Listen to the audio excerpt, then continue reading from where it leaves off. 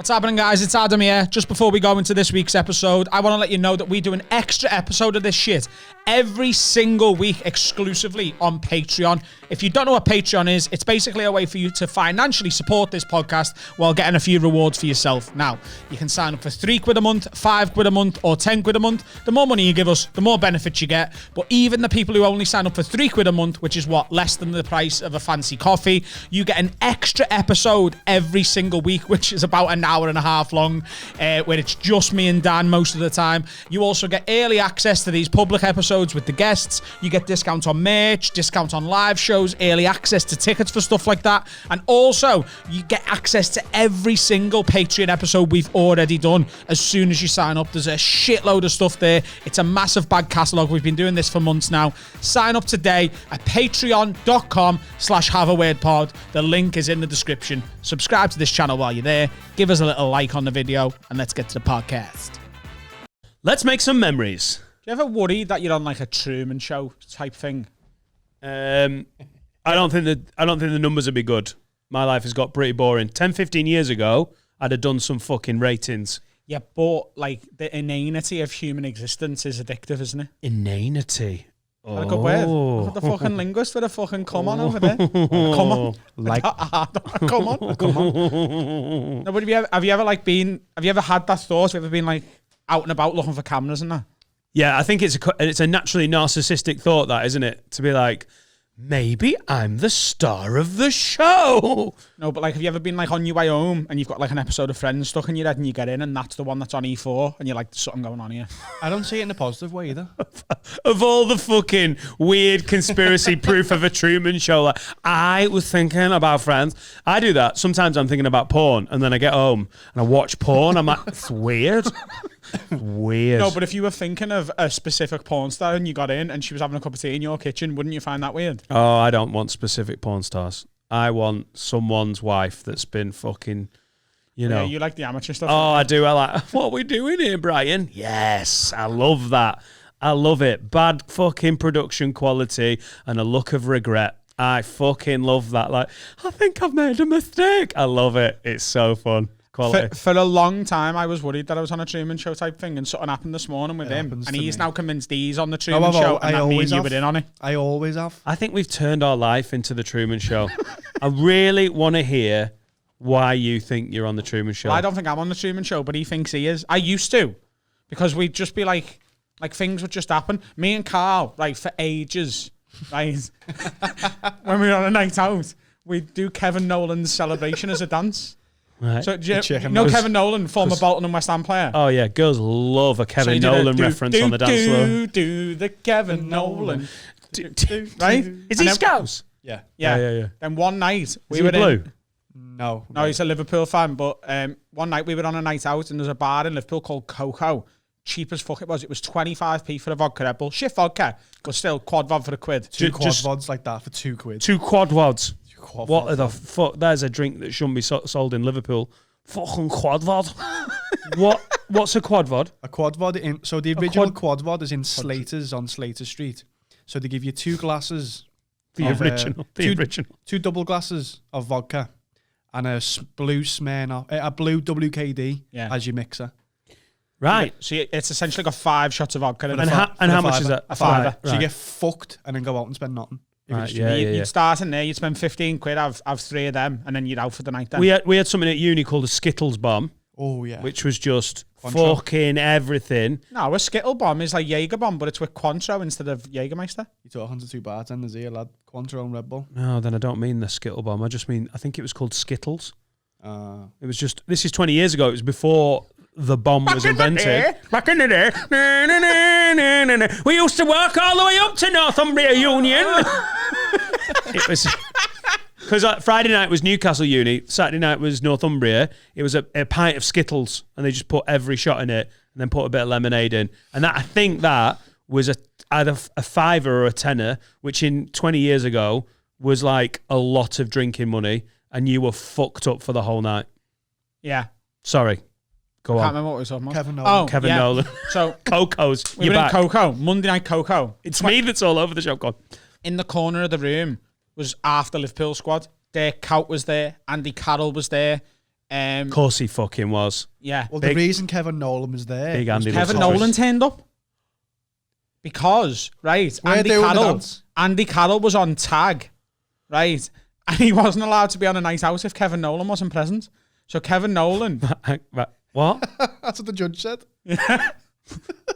What Kevin Nolan got to do with Andy Carroll? He was like... Andy Carroll's, it was like his babysitter. He'd nominated Kevin Nolan as next of kin.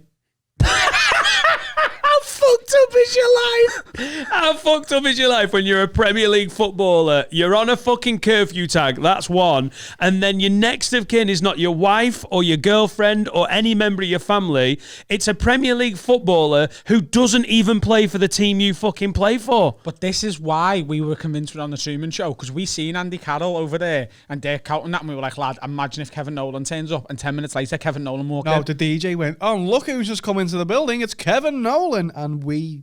lost our shit. Yeah. Can I just say, that's the least cool DJ I've ever heard of. Just like, okay, and this one's still, hang on a minute, Kevin Nolan's here. What a fucking bellend. Yeah, we were doing the Kevin Nolan, and Kevin Nolan coming and went, woo! Did you manage, were they in a VIP area? No, and Dirk Kuyt took about 5 or 6 girls to the toilet that night. Like allegedly. Unlucky 5 or 6 girls.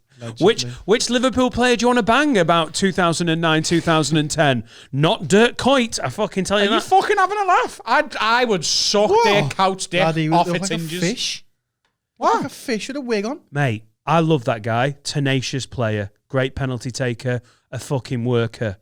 You wouldn't... If you had to have a gay tryst with a 2000s, early noughties, early teenies, whatever we call in that decade, this decade, what... You wouldn't pick Dirk fucking Kuyt, would you? He was fucking ripped. He was Kamara. Long, sloth from the Goonies. Blonde hair. He's ugly as fuck, mate. Titi Kamara, surely. His name's Tit. Titi Kamara. Yeah. Who would I bang from? Oh, fucking hell. What are you talking about? El Nino? I know mine. Little Fernando Torres talking about strawberry blonde hair. Yeah, but it's like Torres was... Oh, it was gorgeous. The fancy, it's the same reason you watch amateur porn. It's because the fancy of Fernando Torres, he's out of reach, whereas Dirk Kuyt seems like gettable. I honestly, I'm going to say this right now.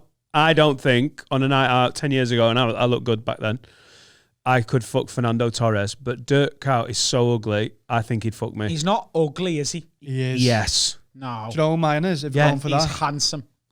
If we're going for footballers. Mate, if he played for Everton... You would honestly think he'd fucking tripped up out of like the Chernobyl. Nah, he's a big game player, and that's attractive. I'm not necessarily attracted to his physical features, it's his aura. I can't go further with this story. Now I feel like I'm in the Truman Show. Are you basically saying the bigger game player you are, the more you'd fuck him? Yeah. Drogba right. is fit. Fit right. As fuck. Oh, you wouldn't want to bang Drogba. You'd come out of that badly. Why?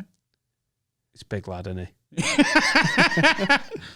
Did you? I'd pick Benito Carboni. I'd go for Benito Carboni, that little Italian rem boy. What, in his Bradford days or Sheffield Wednesday? Sheffield days. Mate, I reckon Paolo Di fucking Canio. Paolo Di fucking Canio, mate. If he's like, come on, Dan, we're going to do fucking bicycle kicks and beak. I'd love it. What a great night, that fucking volleys. He's a fascist as well, isn't he? What? Paolo Di Canio's a fascist. No, I think Lazio fan is a better description. Let's be honest, innit?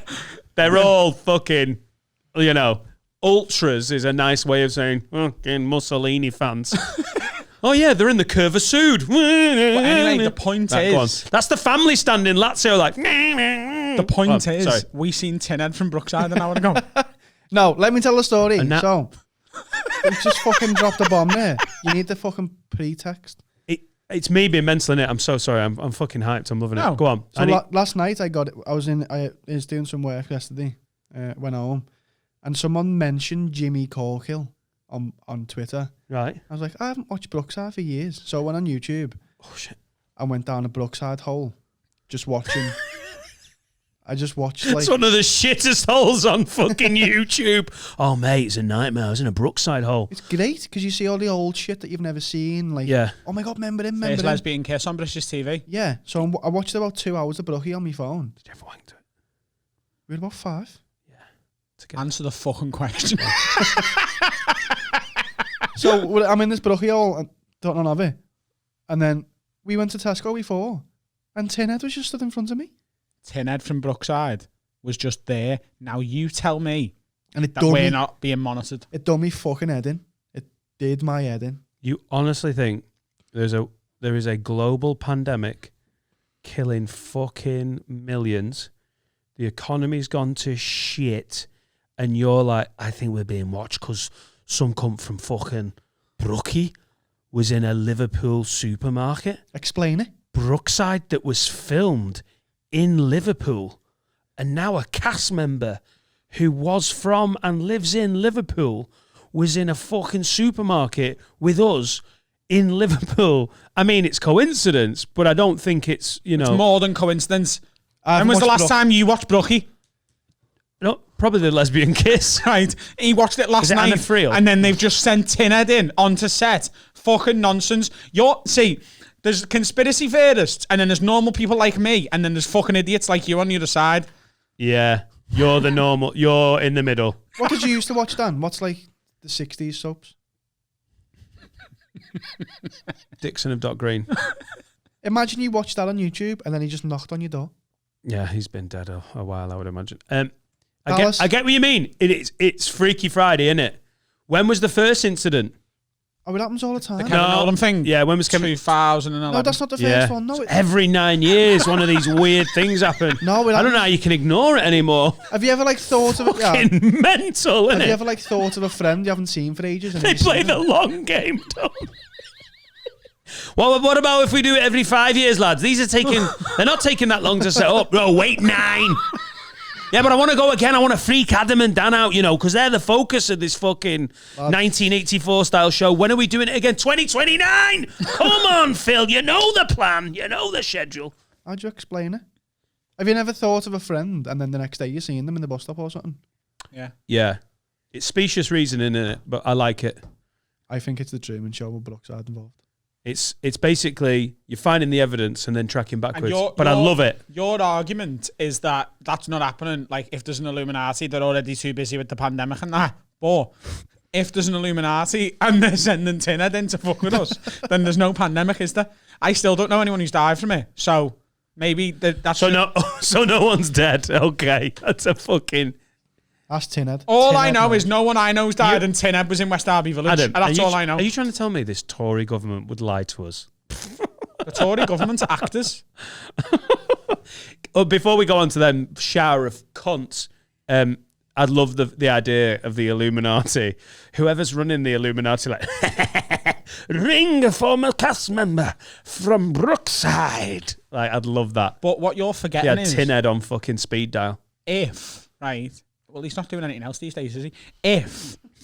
Just doing a bit of cash in hand for the Illuminati.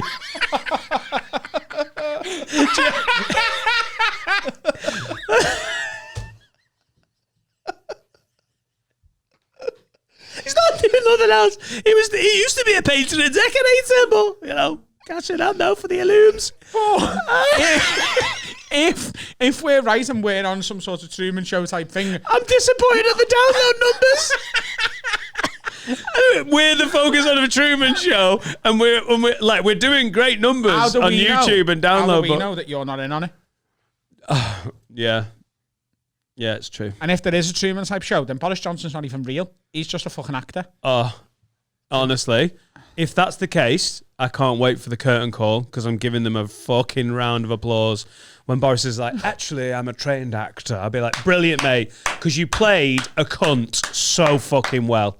What's he doing? He's doing repeat farts. No, I'm not He's farting. catching your ass. Sort of. My undies are up my arse.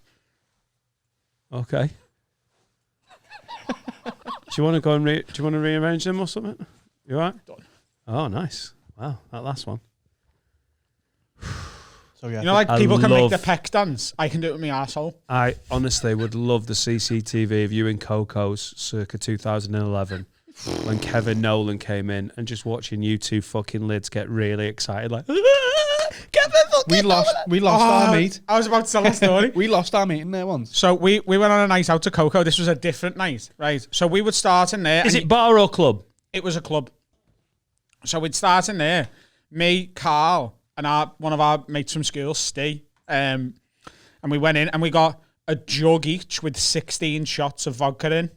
Like, it was 21% vodka in, like, vodka. It was a bit shit, but still 16 shots of it in a jug, and we got one each. I know, yeah. You get fucked up.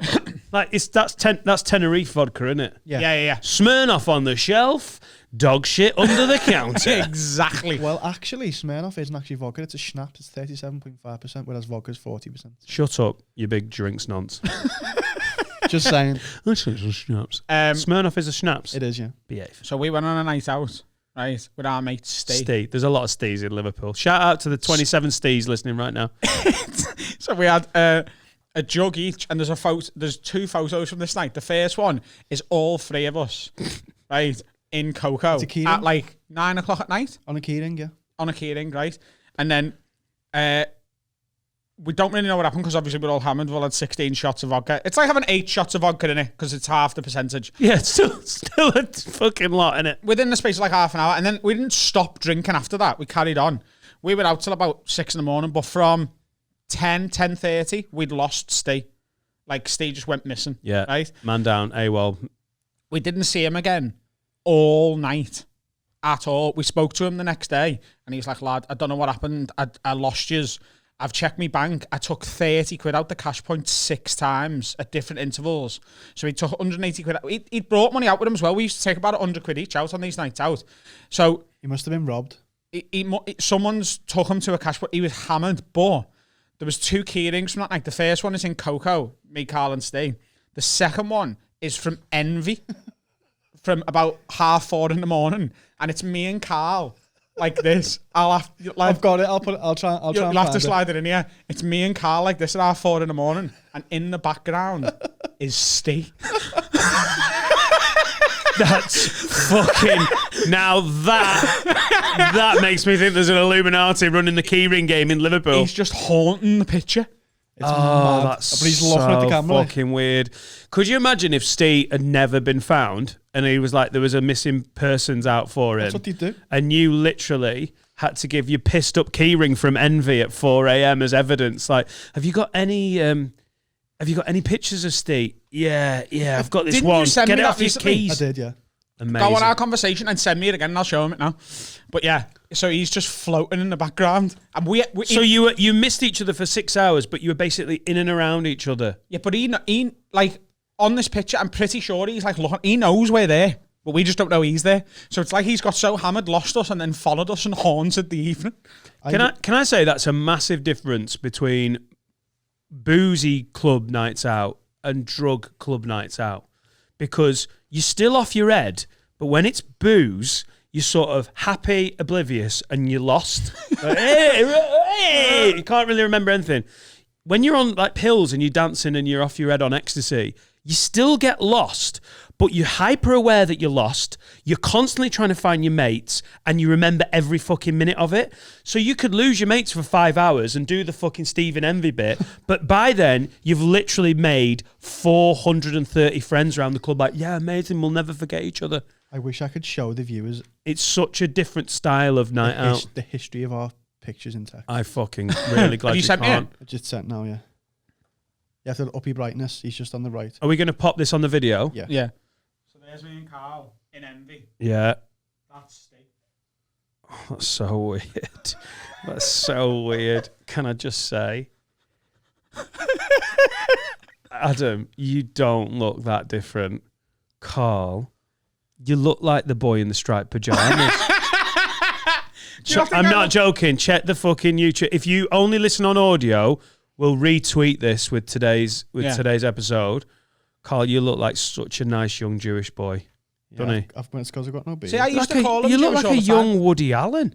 Do you not think I look different? Everyone says I look so different You now. look exactly the same. Really? No, I mean, you don't look that. Your hair's not like. You don't look that different. You went through a period of looking worse than that, but you've come back round. Take the compliment. I wish I looked like I did at 20. Look at the state of that shirt, though. Oh, the old fucking white shirt. What could go wrong? Carl's got a cardigan on. I look fucking sexy as well. The fucking Steve's just Illuminati. haunting the picture. Oh, it's just weird. You wiped your ass with that shirt. I did, yeah. Guys, He did. He wiped his bottom with that shirt. What?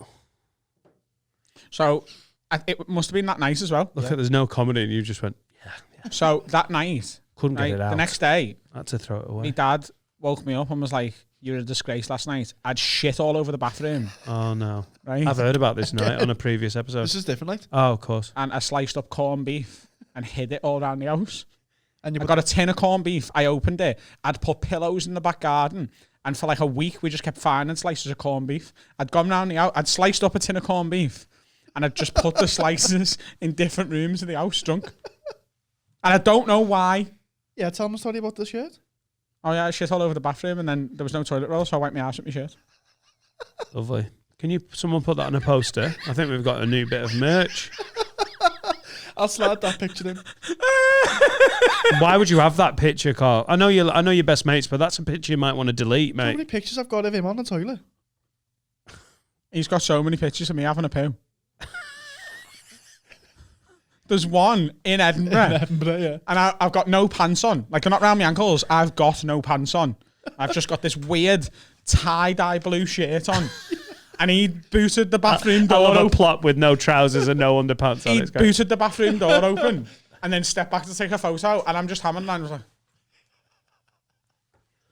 He's got so many photos of me. Oh. Like, you know how, like, there's a mutual hatred here? Like, I love him.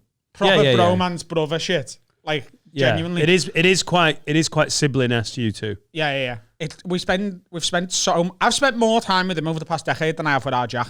Definitely. Yeah. It's just, you know. It shows sometimes. You snap at each other more than I'm like, oh, is everyone all right? You're like, yeah, of course we are, you fucking nuts. I'm like, Well, do you know what was really funny? There's a lad called Tom Evans who's recently left Hot Water. He's working on the bar. And I think, like, he listens to this as well. I think Tom would have loved to have worked here at some point, right? I think he wanted to sort of, like, he listened to the pod and he was like, I'd love to be like your Jamie. I think he messaged me that at one point, you know, like Rogan's Jamie. And he made a comment when we first hired Carl. He was like, oh, yeah, you're all mates, but, you know, what are you going to do when you have your first spat? And I was like, well, I'll have to go back 4 days. We've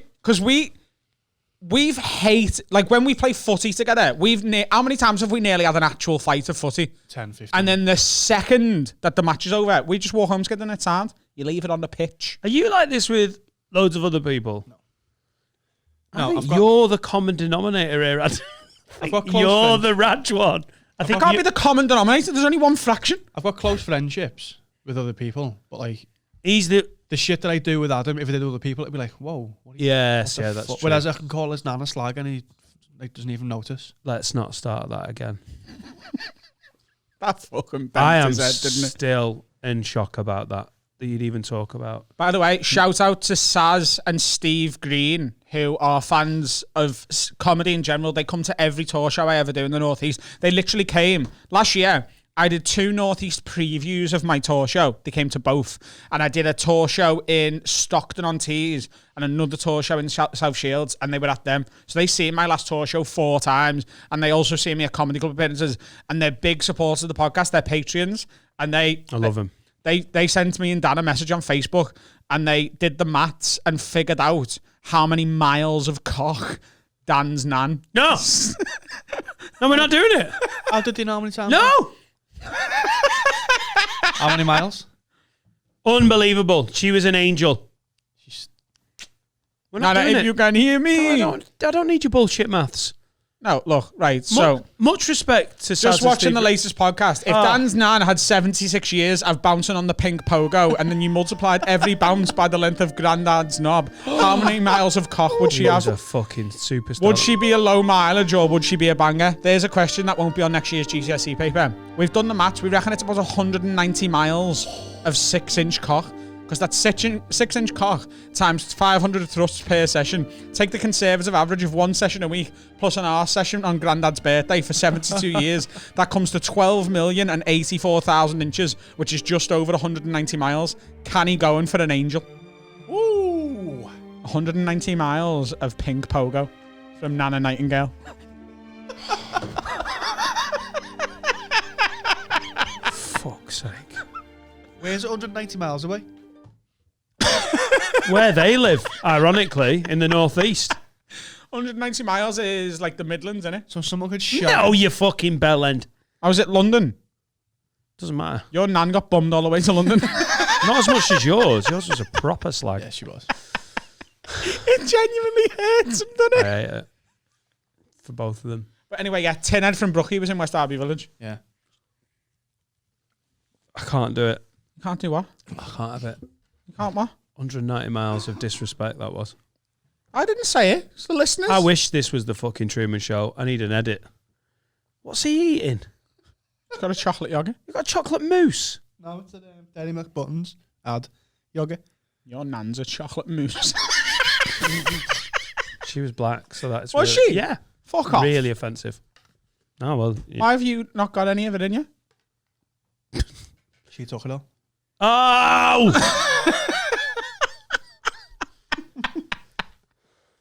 Good fucking God. What about your great grandma? You haven't thought about her? Yeah, she was a right trollop. Loved her fucking dick, mate. But her daughter was an angel. Can we just give some shouts out to Andy Burnham, please, for being a fucking Northern Ledge? Andy Burnham. He looks as well. He looks like He looks like your dad. what's the guy in The Dark Knight? Batman. No. The other one. Oh, The one who Jim Gordon gets his job is the mayor. Yeah, the mayor, yeah. Yeah, he looks like him, doesn't he? A little bit. He's black. No. No.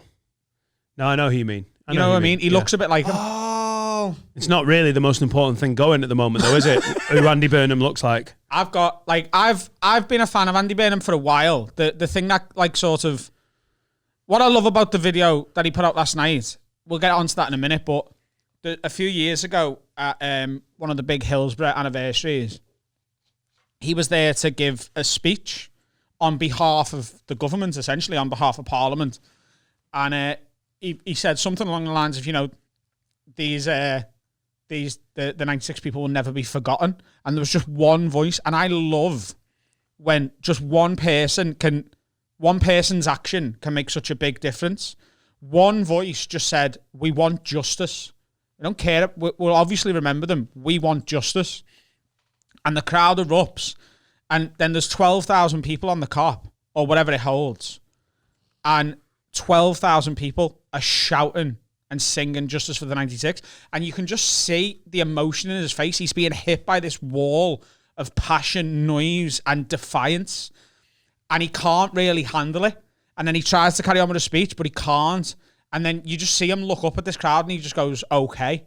And it was that moment that led him to go back to Parliament to go, look, that we need, just giving these speeches is not enough. We need to have another inquiry. And that's when, you know, unfortunately, the court cases didn't go the way that the 96ers families wanted it to.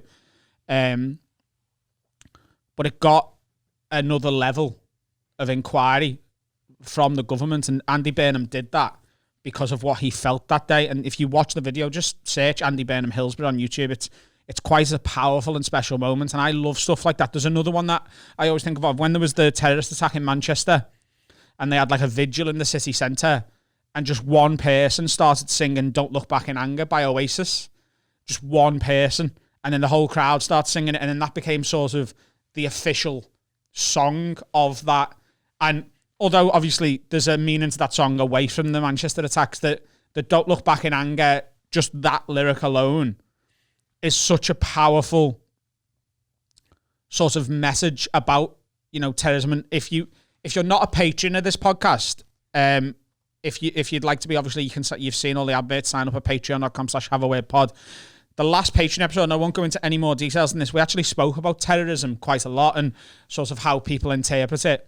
That Don't Look Back in Anger thing is so powerful because it's, you know, don't let this fuel hate of an entire population of people and an entire demographic of people. And I really like that. But Andy Burnham last night, that speech, I put it on Twitter. He doesn't sound like a politician. He sounds like a pissed off man. He sounds like a resident of the region that's being talked about. Yeah. Just talking in a, like, being honest about how how scared he is and how frustrated he is and how he feels like it's unjust. He's not doing I'm trying to get re-elected. I'm trying to get a higher position in government. He looks like a pissed off resident of Manchester talking about the injustice that is being handed down to this whole region. I fucking loved it. It's fantastic. It's so defiant and honest. Like, we mentioned it a couple of weeks ago. What I hate more than anything about politicians is the way they speak and the way they answer questions and the way they talk to journalists. It's all so pre-prepared and it's designed to dodge questions, and colleges like fucking Eton train them to do it. That's why they all end up as politicians, because they go into interviews with like, this is what I'm going to say. And like, if their brief is to talk about the fucking colour of their shoes, it doesn't matter what they get asked. Their whole training is, no, I'll just get it back to talking about my shoes. So they go, oh, what do you think about the fact the leisure centre's closed? Well, that's all very important, but, you know, at the moment, what we're focusing on is the fact that I have orange shoes on, and that's all that matters. I can't be wearing any blue ones, and that's all I'm here to talk about. Imagine today. if a Tory MP actually went mental enough to be like, I'm wearing orange shoes. I reckon we're about 6 weeks away from that fucking happening. Yeah. But Burnham, that speech last night. I know these are important questions, but have you seen this? Like, these amazing, these Tory MPs. What? Whoa, my thumb. Can you imagine going to a job interview and answering questions the way a Tory politician does? So what will you bring to the role? Well, you know, my dad is a very important man, and I really like Jaffa cakes. Yeah, but what are you going to bring to the role? Well, the thing is with Jaffa cakes, are they a cake or are they a biscuit? And that is the question that we're going to be looking into over the next few weeks. What do you think?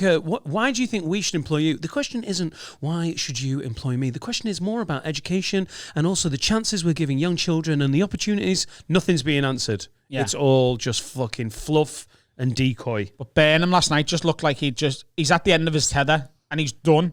And the fact that the government are communicating with journalists before they are local leaders and he's just done with it. So what's happening in the other regions? Manchester has defiantly said we're not going into tier 3 because you're not offering any financial support. You don't know that this is going to work. You're keeping schools, and this is the same thing we said a week ago. Don't fucking shut businesses because you don't even know the science behind the shutting businesses. So what's happening in the other regions where they're like, Liverpool's led by an absolute fucking gobshite in Joe Anderson. Like he's a figure of ridicule in Liverpool. Joe Anderson, he's known as Chippy Tits. It can't be easy being the mayor of Liverpool because Scousers, you know, they're going to come up with nicknames, aren't they? Do you know he rang the police because of a transfer? Chippy Tits is full on, isn't it? He's fat. It's Chippy Tits. There's a picture that someone photoshopped where he's at his desk on the phone, like, and someone's edited a big chippy in. It's fucking brilliant. But you know Ross Barkley, when he moved to Chelsea, he was meant to be going in the summer for 40 million, and then he didn't get sold, and he got sold in the January for 15 million. So Everton lost out on 25 million quid. Right. He rang the police. The mayor of Liverpool rang the police to grass on Chelsea Football Club for swindling Everton out of 25 million quid. Mate, how to make yourself look like a fucking nana. Mayor Anderson, do you want to definitely make this call? Yes, I do. I'm ringing the fire brigade because I just saw Mo Salah burn Leighton Baines. Like, oh my God, what are you doing? But he's rolled over, and he's a fucking moron. So there's a big thing going on in Liverpool at the minute, and so basically a lot of the independent gyms have been told they've got to shut, but there's so many loopholes and ambiguities. So a lot of them are being quite defiant and saying, we're not shutting. We'll take the fines. There's literally gym owners going, we're not shutting. Send the police. Give us the fine, and we'll deal with it when it comes around. There's a load of busies who turned up with fucking guns to a gym. Armed police officers turned up to a fucking gym in the... Is it on the Wirral? The Wirral and a couple in Liverpool as well. Literally. And the guy was like, we can't shut. I'm going to let them finish their workout. But someone tweeted Joe Anderson and was like, why are the gyms shut? This is important for people's physical and mental health. If people are mentally and physically healthier, they've got a better chance of surviving the virus anyway. And there's hardly any COVID cases linked back to gyms. It's just... What did he say? He said, oh, well, it's nothing to do with us. We'd love to keep the gyms open, but we've been told by central government we can't. And then someone screenshotted the government's actual website, and it says, in tier 3, pubs have to close, bars have to close, but things like gyms are down to local authorities, and it's their decision. So like, well, what's this? And then he just never applied to that. So they don't even know the rules and guidelines, and they're it's just a big fat shit house. Sending armed police to a fucking gym. I'm still playing footy. So I play footy where there's a gym. I play footy on their pitch, and I'm allowed because it's amateur sport outdoors. Yeah, well, just don't contact sport. Don't get shot. All right. It's fucking insane. I would. Hot Water Comedy Club, by the way. I'd be on TV like this Thursday at Hot Water Comedy Club. So I don't know exactly what Thursday, the 22nd of October. Me, Paul Smith, and Freddie Quinn are doing a show at Hot Water Comedy Club, and it's essentially a fundraiser. I think you can book tickets online. There'll also be donations on the night. None of the comedians are getting paid, and all the money is going to some local Liverpool gyms to cover the fines that they're getting. Because the fact that they've got a shut when the Odeon can stay open, and like all the pubs are allowed to stay open as long as they're selling food, but you can't go and lift some weights. I've said a million times on this fucking podcast now, I don't know what the best thing to do is. I really don't. But I'm not willing to just stand by while independent Liverpool built businesses are fucking sold down to Swanee, while fucking every rule means that Wetherspoons can stay open because he's fucking Boris Johnson. That fucking Tim cunt is Boris Johnson's boy. It's not happening. So what? Wetherspoons are open. Yeah, they serve food. It's such a coincidence, isn't it? Every pub can stay open as long as they do restaurant. Every pub needs to get their Auntie Linda in to make cheese toasties 24/7. I don't want to make any more cheese toasties. You fucking are. Do you know Auntie how Linda. batshit the rules are? The other day, so there's a Cocoa Bar, Kevin Nolan, and cheese toasties available all night. There's a shop in Liverpool. It's a streetwear brand called Lost Art. Shout out Lost Art. Lost Art. They're fucking brilliant. And Carl wears a lot of their stuff. I've got a couple of things now as well. But their shop is located above a restaurant / pub. So, and you get access to it by going into the restaurant / pub, and there's a little doorway, and then you can go upstairs. It's a bit secret. It's dead cool. We went in the other day, and there was a sign on Lost Art's door saying, we'll be back in 15 minutes, because they'd just gone to get some lunch or something. So we're sat in the restaurant, and we're like, well, could be 15 minutes, half an hour here. So Carl went, do you want a drink? I went, yeah, get us a Coke. And the girl went, I'm really sorry, we can't serve you a Coke unless you get a main meal. You have to buy a main meal, or we can't give you a drink. And we went, so what do we do? She went, you can just sit there and wait for it to open, but we can't actually sell you a drink. So under the current rules, you can sit in a restaurant and you can't, you don't have to leave. You can wait for this fucking shop to open. I'm not having to go to the shop at all here, by the way. This is all an attack on government policy. Can't just sell drinks. Can't have a glass of Coke. Because what would you do? You'd sit there and drink the Coke, and that'd be dangerous, wouldn't it? Yeah. So just sit and don't drink the Coke. It's fucking insane. It's like the in-betweeners. We'll have 3 pints, please. This virus isn't going anywhere. And if you keep everyone's workplaces open, and you let people move around and go to people's houses, and people going to school, kids going to school, which, right or wrong, this virus is going to spread. Why are you absolutely putting every other business in a fucking chokehold? It's mad, isn't it? Are we going to do a gig that, I don't want to do a gig where we're getting a 10 grand fine, we're having armed police turn up, but we can keep the arts going by finding a venue. We can do Papa Wants Some Charcoal, but not in a fucking paint factory where they might get absolutely twatted. Like, you don't know if they've got a landlord that's going to get involved. We've had about 500 emails and messages from people who want to come to an illegal gig. Now,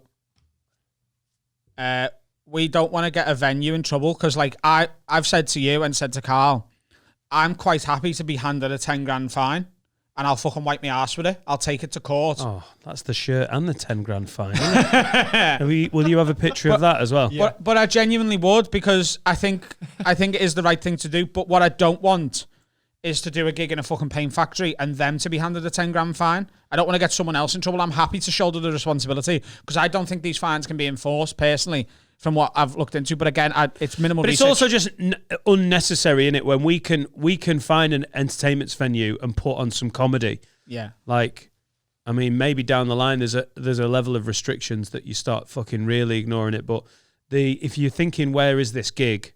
We've got something cooking. We have. And if you've sent us a Papa Wants Some Charcoal email, and if you don't know what that means, you have to go and listen to the last episode. Fucking concentrated. We will be in touch with you soon. We've got something in the offing and we're working on something. And you're going to really like it. But we want to protect other people more than protect ourselves. We're going to get Auntie Linda in to make some cheese toasties. We're going to get Coco opened and we're going to do a gig in Coco. Kevin Nolan. We'll get Kevin Nolan. Fuck Shaggy. We're going to get Kevin Nolan as the, by the way, headliner. By the I way, think he'd be quite good. a Jaffa cake is a cake because it goes hard and it goes stale. Like a Jaffa cake. cake's a biscuit because I said it's a biscuit and it's on the biscuit island. Tesco. Shut your mouth! No, because biscuits go soft when they go stale. Cakes go hard. Matter. Stop being right. Just believe something blindly and then argue with people about it. It's the Scouse way. I'm right though. I don't care.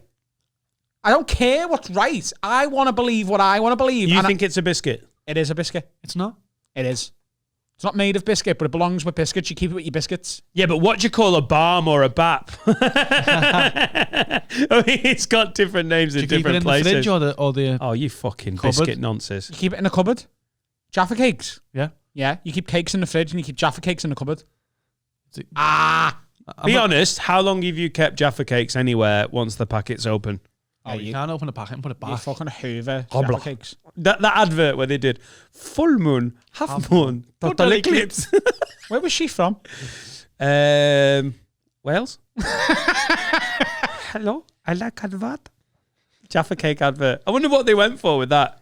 Why they went with like a Lithuanian sounding one. Full moon, half moon, total eclipse. That's a fucking banging advert. That. BNBN. Remember BNBNs? BNBN.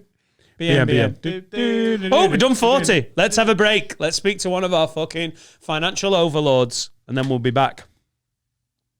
What's happening, guys? Today's sponsor is beer52.com. They are the UK's #1 craft beer discovery club. And they've teamed up with us to give our listeners a free case of beer. That means you get 8 free beers, an award-winning beer magazine, and a tasty snack as your first free order. And it's free. You pay nothing. You just pay the £5.95 postage and packaging. You'll then be a member of their craft beer discovery club, and they send you a different theme of beers every month. Past themes have been the beers of Belgium, the beers of Korea, California, all over the world. Every month, a new theme, and they're always a belter. You'll find craft beers that you'll never find on your own. And also, you can pause your membership at any time.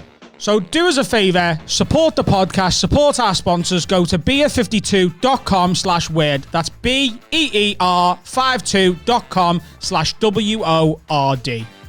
Every time you sign up, we get a little bit of money. So you get your free beers. There's a little bit of money to support the podcast. It's win-win. I'm a member. I love it. Let's get back to the podcast. We'll go and get some beers. Pause it here. Go and get some beers. B52. Hey!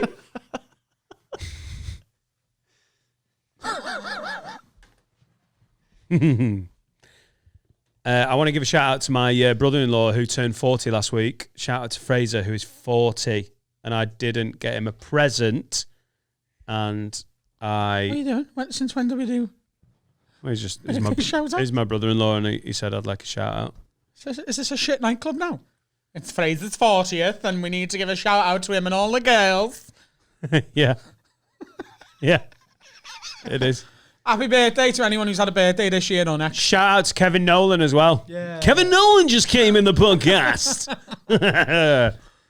40 years old, mate. My school year, 40 in March. Fucking hell. It's a big one now. Can I have a shout out from the podcast when I'm 40? Is that all right? No. Is it It's not allowed? nonsense as fuck. I can't believe you did that. What can we do for you? I just really wanted to talk about my 40th, really. What We can were going to do? go to It was America almost for like I'd planned to talk about my 40th, Oh. and then you shat on my fucking 40th. Well, hand. I'll fucking continue to do that. Get on board with the podcast. Can we go to Amsterdam together and get proper? The fucking damn lot socially distance means I'm high as a kite, don't touch me. Yeah. Because the plan was America, wasn't it? Like we were going to go and vlog America. I'm still going to America, yeah. Do you think you're going to actually get to go, though? Later 2021, maybe November, Florida. 3 games in Florida. Three football games. High school Friday. Why Florida Looking when like you're a a nonce. Saints fan? What? Why are you going Florida if you're a Saints fan? Because there's flights to Orlando, and there is a massive high school football scene in Florida, and there's loads of unis, and there's 3 NFL teams. I'm just making it easy on myself. All right, okay. Might get an internal flight over to Louisiana to try and get a Saints game, but I just want to see an NFL game live. What if? Yeah. Like, it's all like, what if America's the shit show that it already is, but worse? What if Trump wins again, and he just turns it into fucking the Hunger Games or whatever, and you can't go? What are we? Sounds right, yeah. What are we gonna do for your 40th? Because got to do something. Amsterdam. Do something. What's the league table of priority for my 40th? Because I'm going big. I've got a child coming, so that does get in the way a little bit. Laura, I love you. But if you can hear me, States for a fucking NFL, college football, like a ball. That's what I want. That's my dream. If it's absolutely Hunger Games Trump-based shit show, and there's fucking COVID everywhere, lad, the fucking R8's up your ass. Then the next one's... The arse rate. Yeah, the next one's Amsterdam, is it? It's got to be the dam on it. The dam. But then Brexit goes nasty. Morecambe. That's a big drop, in it. Florida, Amsterdam, fucking Morecambe. What are you going to do? Do the BNFL tour?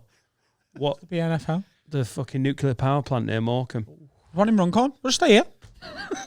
We'll just do a pod. What? Where's the third option? Is it not abroad? Is it Preston? Pontins and Preston. Mate, I think Amsterdam is easier to get to than North Wales right now. The Welsh take fucking COVID seriously. Don't you even come there near the fucking border. It's closed. What are you trying to do? Come and sit on a fucking beach, you prick. Can you not get into Wales? Wales is fucking... They Gotham there, like in the Dark Knight Rises. They just blew all the bridges up. Yeah. Yeah. And it's landlocked. the first minister's going around. Take control. Wales is landlocked. How the your fuck city. Yeah. we could go to Dublin. Welsh Bane.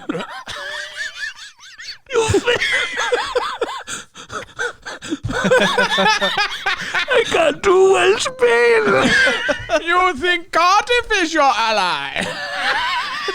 You merely adopted Swansea. I was born in Swansea, moulded by it.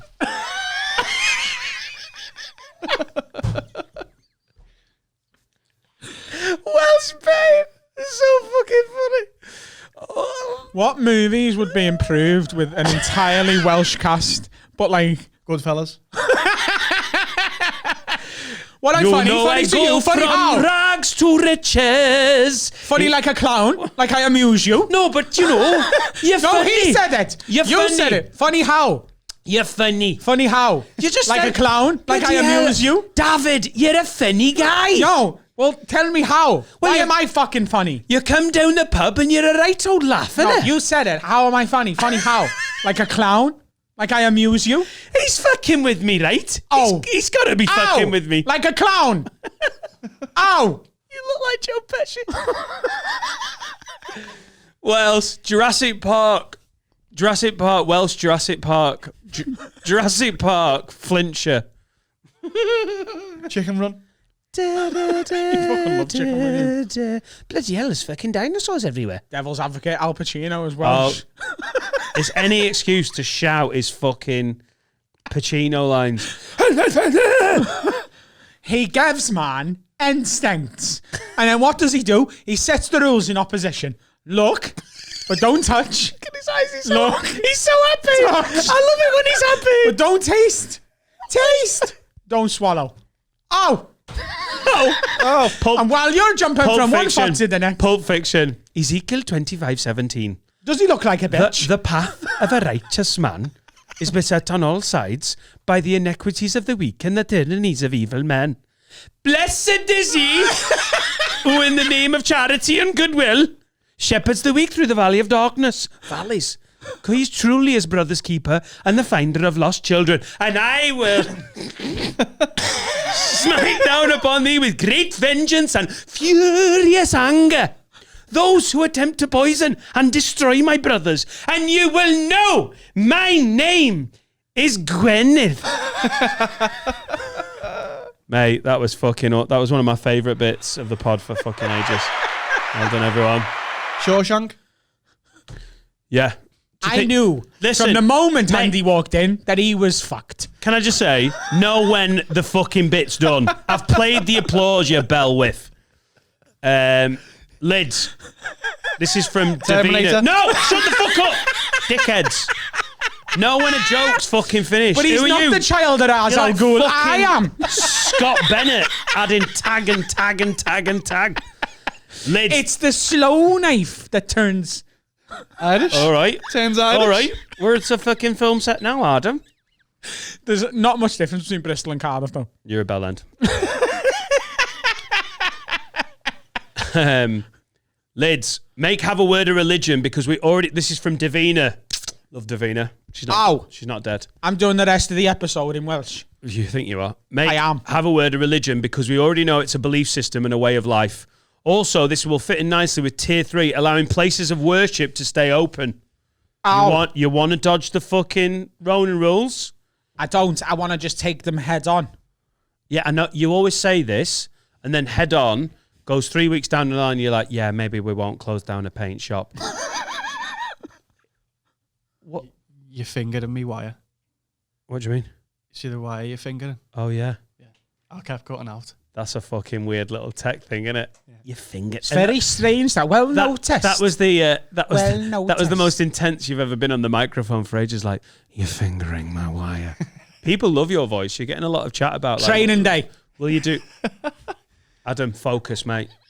We literally had a little meeting before the podcast about keep it on the fucking rails just for like 4 minutes every pod. King Kong ain't got training day. King Kong ain't got shit on me. I'll do a little dictionary corner if people want, like me just talking. Yeah, if they make little requests. I think you could do late night scouts like pillow talk in Merseyside. Happily. Aye. You bitches will be playing basketball on Cardiff Bay when I get through with you. The joke is show program. Dead and it's buried. 23-hour lockdown. Tier 3 lockdown. You're doing a different pod to us right now. It's gone, hasn't he? Yeah. That sandwich hasn't helped. Can we register as a religion? Can we register as a religion? Oh, I'm well off for that. Who's the god? Who's the deity? Who's the what? Who's our god? The lid culture. Lenny Bruce. It's a combined thing. I'm First Minister. Lenny Bruce is God. Joan Collins as Jesus. Richard Pryor.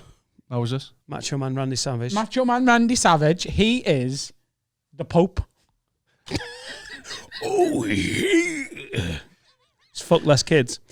Are you 100% sure about that? Did the Pope shag kids or did he just cover up for the shagging? He just covered. Oh, you're back. Oh, there you go. Just in his career, he was a shagger. Yeah. He didn't start as the Pope. He made his way up, didn't he? It's mad that was like a big rumour for ages and it turned out to be true, innit? Yeah. Could we just keep it on the fucking tracks for 3 seconds? Fuck sake. It is on the tracks. You're talking about religion. Yeah. Kind of. So a sidestep from that is nonsense. No, he didn't. It's just there's just been sort of systematic cover-ups. What would be the church if Have a Word was it? Do you know what though? Said it before. I think we said, mate, churches make great venues. Like, where do we want to go next? We turn this into a religion. Fuck the podcast. Then, because we're a religion, do we have to pay tax? I don't think so. Nope. I think we're virtually like charity level. Then, say we progress past the Heath Business Park in Runcorn, WA7 4QX if you want to send stuff in. We're based in the Science Centre. Scienceology. Scienceology. Yeah, it's a science. There's a T in there. Yeah, we've changed it. No, not our one. But how good would be new religion? New religion. The church is struggling. There might be like a building up for sale or stuff. Why are they struggling now? Because if they're struggling, how are we gonna? Can we get a synagogue instead? Christianity's no. You won't be able to buy off. No. I'd rather have a mosque. It's a better word though. They Synagogue. look well better, don't they? Synagogue's such a good word. I don't know which page for that. Why? I just feel like mosques look better from the outside than other places. The I'll speak to me granddad, see if we can get the wigwam. The Christian. Oh, he's dead. I forgot my granddad was dead for a second. Then. The Christian church is not doing very well. Why? What are you on about? The church is on its arse compared to where it was 30, 40 years ago. Why? 50 years ago. Because less people go to church. Why are you saying why? It's the most simple thing ever. Do you ever go to church then? Ever? Yeah, my mum was into church. Do you go though? Now, I mean. What do you mean? Do you ever go now? Like mass, like Christmas mass? That'd be a weird look, wouldn't it? Why? Well, I'm not a fucking Catholic for a start. Oh, atheist, aren't you? Yeah, but like some atheists still go, don't they?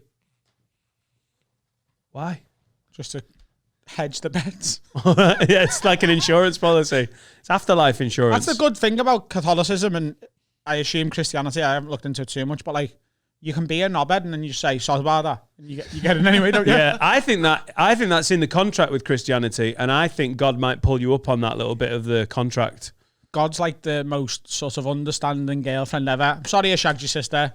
Don't worry about it. Here's your tea. Yeah, I love that idea that you can just say sorry on your deathbed and it's all fine and you're absolved. Yeah. I think when you get up to the pearly gates and they're like, yeah, I don't know who wrote that in the contract, but that's bullshit. You have killed 3 people. No, You can't kill people. You can't kill 3 people and they'll be like, sorry, I did it again. That's one of the 7 deadly sins, isn't it? That's Right. like Murder. null and void the Yeah, contract. but isn't one Oh, is it? I think so. You can't say sorry for that. What are the 7 deadly sins? Eating according to murder. what- Yeah. eating magnums? Yeah. Murder, adultery, stealing, Gluttony. yeah. Eating someone's last eclair. I knew that was coming. He tried to do the joke and you were like, God, is that... When you leave something in the fridge and someone like has it. What are they? Well, this is from the film Seven, isn't it? That's what basically how we're getting this bit of theology. Oh, that's how I'll do it as well. So, the fat fella he ties to the bed, Yeah. the prostitute that he shags to death with a knife. Yeah. Lust. Yeah, lust. Oh, I'm fucked, me. Lust. Greed. Is- You're more fucked. Lust is a deadly sin. Yeah. Lust, gluttony, greed, sloth, wrath, envy, I had a pride. wank on a National Express. Thought it was a megabus. Was it not a megabus? No, you've changed that in your head. Oh, fine. Were you proud of it? No, but it's definitely lust. On a technicality, I'm not getting in now, am You're I? lusting after the bus. Love a bus. I was like, oh, God, I wonder what the MPG is. Oh, we're making amazing time. Yeah. Not Yeah, good. so you must be. But able I'm to saying get in. buying a church would be amazing. Sight lines. You wouldn't even have to change the pews. It'd be fucking brilliant. Do the podcast from the vestibule, and then we could have live performances in the church. I think Davina's onto something. And when we get a bit laughy and I get sweaty, you've got that big, like, wash basin at the front. Is that what you think it is? Yeah. Oh, that's why you're not welcome at fucking St. Kev's or whatever. What your You're local meant to wash your Catholic- face on the way in. Yeah. Just fucking, You need to wash your hands. Yeah, but who Why have you washes their hands and why have doesn't you do the got face at the sin on same your time? face? What? Only your man had sin on her face. Got a question for yous. Would you rather have one real get out of jail free card or a key that opens any door that you want, but you can only use it once? Ooh, that's a good one, huh? That's like a cryptic would you rather, isn't it? I like that one. It's the get out of jail free card, isn't it? Because then you don't need a key. You can just break in anywhere and use your get out of jail free card if you want. Yeah, but you don't get to keep the stuff, do you? You get one. What do Hang on. If you hide it well enough. You got a key that opens any door. So any door you get to open once. That's the special magic one thing key. You don't, yeah? Or you get a get out of jail free card. So whatever you do, you're out of jail. Yeah, no, I totally stands. understand the concept, yeah. Yeah. So But you take the get out of jail free card. 100%, because what anything you could use the key for, you could use the get out of jail free card for. If you want to go and rob a bank, go and rob the bank. You can't get in. You haven't got the key.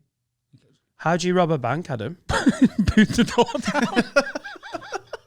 I love the. It literally made so much sense until you forgot that you can't rob banks. Let's be honest, Adam and users get out of jail free. Murder people. Yeah. Yeah. You haven't got a gun. I know a guy.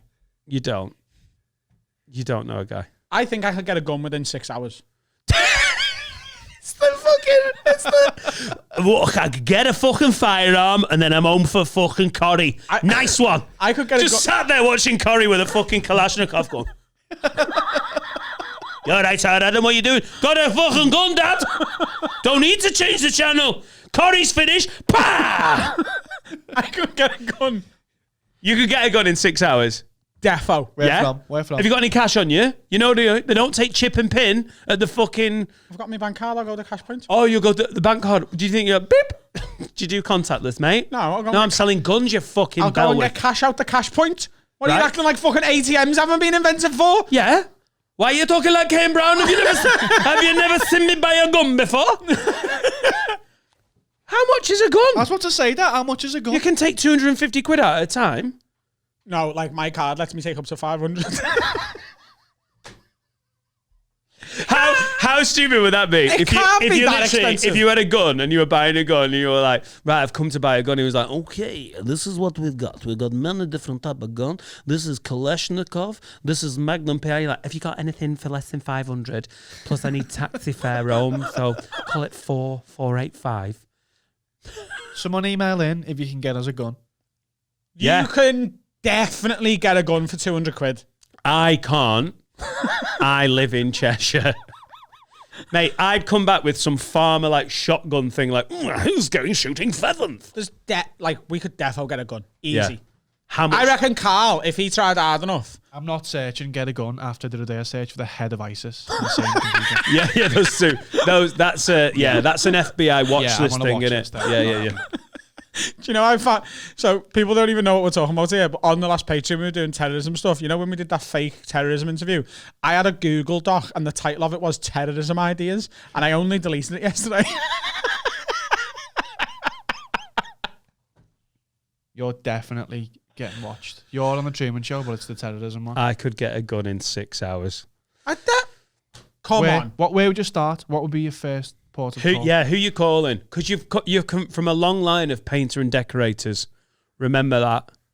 Actually, I know for a fact one of my dad's mates got a gun, so I'd just text him, and I've got his number as well. Go on then. Sorted. Your dad's mate He's got a gun. has got a gun. Yeah. Why? Do you know is it just me? I know I'm new to Scouse culture. His name's Scottish Does that Ryan. sound right? Because usually, do you know, it's like my dad's mate's got like a trailer or like a 6-man tent. Lawnmower. Yeah, everyone's got a lawnmower. What? Scottish Ryan is his name. Scottish Ryan. He's not Scottish, he just loves haggis. I'm not even messing. And you've just named him on a public episode. What have I said wrong? He's got a gun. Yeah. It's a shotgun. It's legal. Goes hunting. Scottish Ryan. Oh, I could get one of them. He's got a shotgun. And he goes, Double-barreled shotgun. what does he hunt? What? What does he hunt? Rats. Carl's face. Right. But I do. Serious one. Oh, yeah. Good. This is important. Wagwan, General Palpatine. Wagwan. Serious one. Wagwan.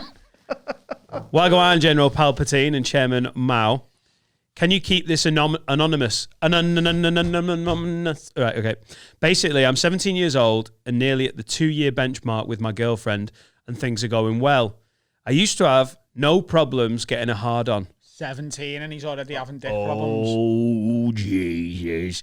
But when I started going out with it, I had performance anxiety when it came to getting sexy.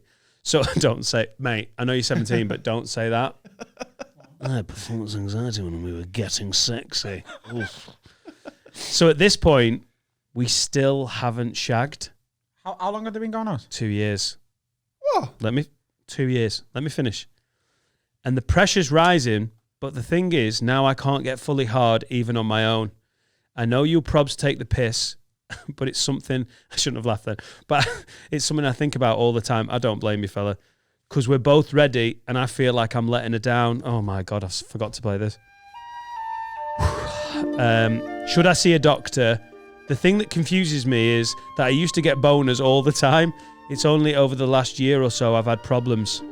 Thanks, Lids. So that's from Anonymous. It's quite... Oh, it's not a good sign. Because this is a 17-year-old who can't get a boner, and I've prepped it by going serious one, and he's in that mood. He knows where to get a boner. If you're 17 and you go half an hour without getting erect, there's a problem, isn't there? Like when I was 17... Have you never been on a fucking National Express? Bus boners, though. Oh, yeah. You should still be getting bus boners when you're 17. I get them all the time. Yeah, that little vibe. It's like having a fucking cock ring, but Mate, a big one round your whole body. Just even sitting in a weird position and you're like, oh, God, I've put pressure on me. And your dick's like, hello? It's like playing knock a door run with your dick. What's it called? Knock a door. Knock a dock. Fuck a dock. Right. 17-year-old. He's been sitting. First of all, this girl is an angel. She's sound, mate. Or she's getting piped elsewhere. Don't be a dick. She's sound. That she's waited 2 years. As she though. I don't think a girl who's 17 is in a relationship for 2 years and isn't going elsewhere for the slide. I don't think any of the girls that you've known would. But I think there are fucking angels out there. She's getting side pipe here. If yours, yes, thank you. This is voice of reason is finally. This is all I've got for the last few weeks. My nana gets dick. This guy's girlfriend gets dick. Pipe. We've got people ringing in with mathematical pipe equations. Side pipe. Your fucking nan's got pipe. Yeah, she's getting that pipe. Thing is, right. What would you do though? Seriously. He's got to go to a doctor because he should be getting accidental boners. He should be like getting boners from stuff that he's like worrying whether he's attracted to the wrong things. He should be looking at cats sometimes and being like, oh. Nah, it sounds like anxiety, doesn't it? It is mental, innit? Yeah, it's mental. It's not physical, it's in his head. No. You still have to go to a doctor for that. It's the way, I know. Yeah, it's the way he worded it though, isn't it? He's like, he's put pressure on himself and he's built it up now. And now it's so you could speak to someone. There's loads of places online, like pharmacy online and everything, but they're going to lead you down the pill route, aren't they? Because they're going to see a customer. They're going to see a sale. You ever had Viagra? I tried it once. We've talked about it on the pod, and it just gives you a weirdly painful boner. And then eventually the girl you're with's like, mate, I'm bored of this. A comic who we've had on this podcast told me that he used to use it all the time and he felt like a superhero. Dick man. Right. Why? What happened particularly? Get your rat out. What happened? He used to have a massive dick for like 3 days or something. 3 days. How much Viagra was he taking? He was having them like M&Ms. That's a great way to have a heart attack, innit? Does it affect your heart? It affects your blood. Oh, it's blood in it. It's putting loads of blood. But why isn't it? Yeah, so he's going to go to doctors and the doctors are just going to go have some Viagra, lad. Like, do you know what I mean? He's 17. They're not going to look into too much. Nah, he needs to chat with someone. Yeah. He needs to talk it out. It's not physical. He's too young for this. I think you're bang on there. I think this is something that he needs to. It's probably cognitive behavior, isn't it? Almost like cognitive dick behavior. Is he speaking to her about it? I think maybe start with that. I think he needs to go, listen, this is happening, and then maybe she'll work through it. She seems dead sound. They're each other's first girlfriends, aren't they? First girlfriend and boyfriend. He needs to tell her, and if she's sound, she'll help him through it, and it'll come back. It's easy in his head. What if, though, and I was half joking before, what if she's already getting side pipe? And it scares her off. She's like, I can't get pipe here. I might as well stay with the side pipe permanently. Well, she doesn't deserve him then, does she? She can fuck off. Yeah. Who's hurt you? Know your worth, lad. Who's hurt you in your life? Who's really hurt you? Have you been piped in the mind? Hurt people. That's what we should have called the podcast about 9 months ago. It's time to hurt some people with Adam and Dan fucking each other up. And Carl, who is back from Japan. Have you ever been like truly hurt by a woman? Emotionally? Yeah. Physically? Emotionally. Was there any girl who just wrote you off for a while? My first girlfriend, when I was this age, when we split up, we'd been together for about 6-7 months, but my mum had died in October. We started dating in like November. And I look back and I remember being like, we were really into each other. She must have been dealing with some fucking heavy grieving that I wasn't sort of dealing with. So I think I placed a lot of the intensity about losing my mum onto that relationship. And when that naturally went wrong, I mean, when you're 17, to go out with someone for 2 years is unreal. We'd been going out for maybe 7 or 8 months. When that ended, I don't remember like dealing with like, now I'm splitting up with her. I'll have to deal with the loss of my mum. The weight on my heart was unbearable. Like it was my mum and the relationship. I did the exact same thing with a relationship I was in when Liverpool sold Fernando Torres.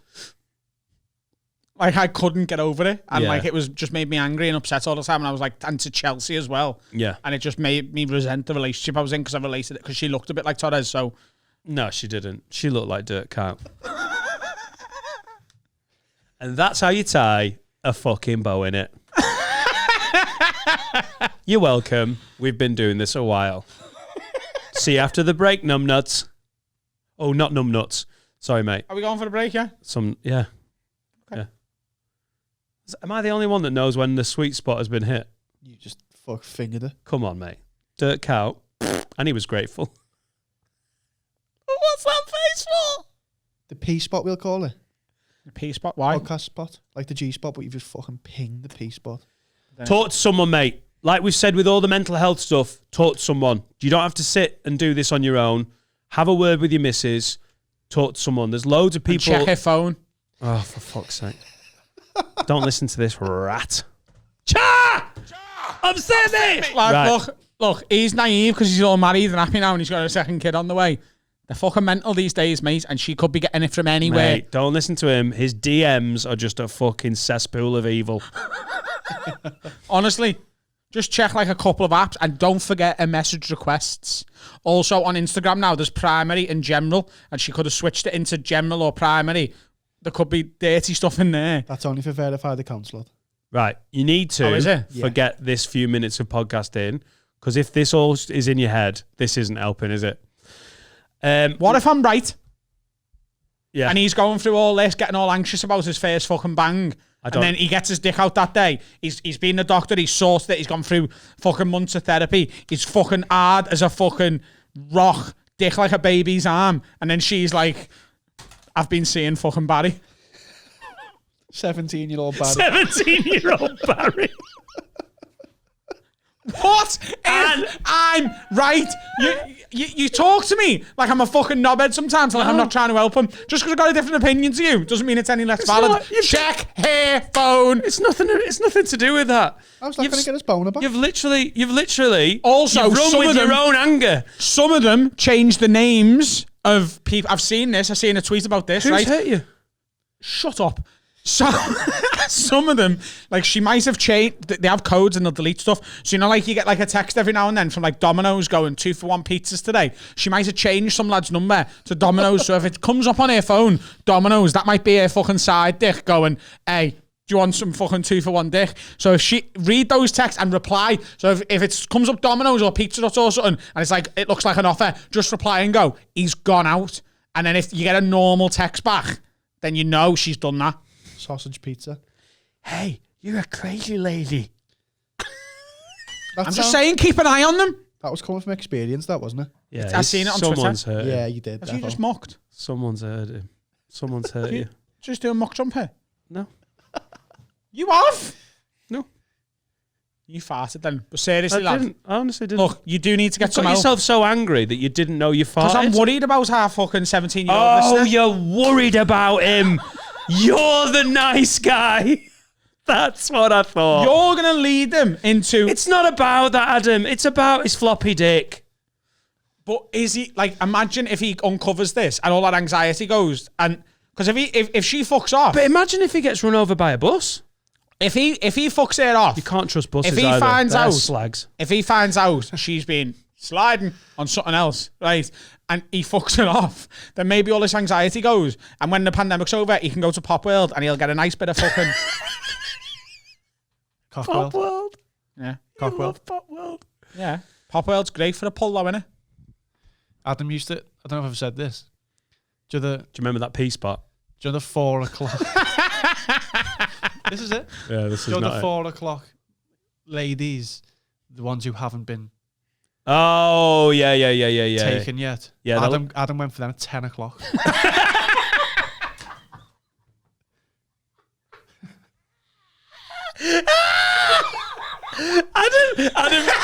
I'm not messing. Adam was trying to pull the fucking 4 a.m. trolls in the queue to get in, like, you all right, babe, you all right? I was turning up to Mackey's and going, yeah, but what have you just put in the bin? But he'd get like 3 of them then, because they'd be fucking... Grateful. Yeah. Yeah. Good tactic. Let's have a little word from our sponsor. We've got a wonderful guest today. We'll have a little interval. Yeah? See you shortly. What's happening, guys? Today's episode is brought to you by Supreme CBD. Now, CBD oil's got so many uses. It's good for your mental health. It can help you sleep. It's really good for your skin. There's so many uses for this, and a lot of people are starting to use this and feel a lot better about their lives. We've got a 30% off code for our listeners. The promo code is WORD, W-O-R-D. You can go to supremecbd.uk. You can get some oil. They come in gummy bear form. There's loads. It's dead good. We love this company. They're here on board with us. Go and support them, and let's get back to the podcast. Excellent, everyone. Great. Just before we crack on, I just want to say it's not that I don't like them as a people. It's just that there's a smell. Anyway. Yeah. So Gypsies with Adam Rowe. Welcome back to second half of this week's What episode number out? Is this 90? 183 this month. Is it 90? Is it Yeah, 90? I think it's 90, yeah. Copa 90. 90, We've mate. got Hal Cruttenden here, ladies and gentlemen. It's good to have you. Thanks for coming in. Oh, it's lovely. Lovely. So I'm being a bit, because I've been 3.5 hours in the car straight. So I've just literally went to a drive-through Costa to get my coffee. Didn't even get out the car for 3.5 hours. So I'm just a little bit, and I'm old now. So it is. How old are you? I'm really fucking old. Yes, finally, someone to share the burden of getting called an old bastard by these Yeah, but two. are you over 40? I'm 109 in his mind. I'm really old. Yeah. How old's really old? I'm now 51. 51. 51 You look good for last month. 51 though. Thank you very much. It's only the hair that gives it away, I think. The skin. I've moisturised since I was...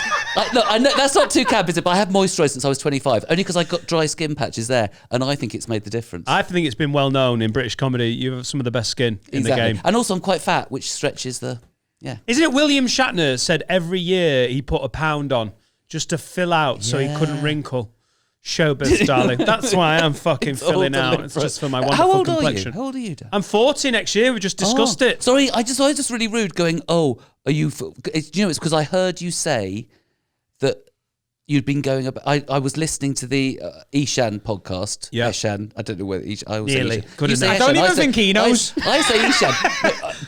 And you'd said you'd been going 18 years. So in my head, I went, probably started early 20s, must be 40, maybe early 40s now, maybe 40. You don't look. I always think... First gig I did in Liverpool was with you. What was The it? head of steam next to the railway station. That's a shithole. It's not even there anymore, but it was a shithole. Lime Street, next to Lime Street. So, yeah, And at the time, I thought you'd given me a compliment, but I look back and I now realise what was going on.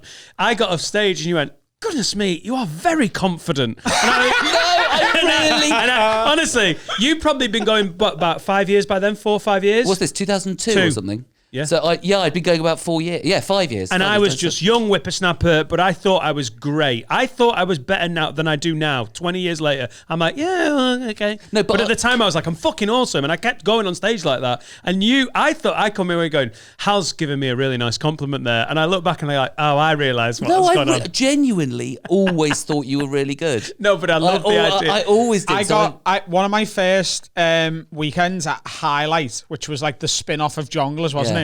At the time, I was represented by someone called Hannah Oldman.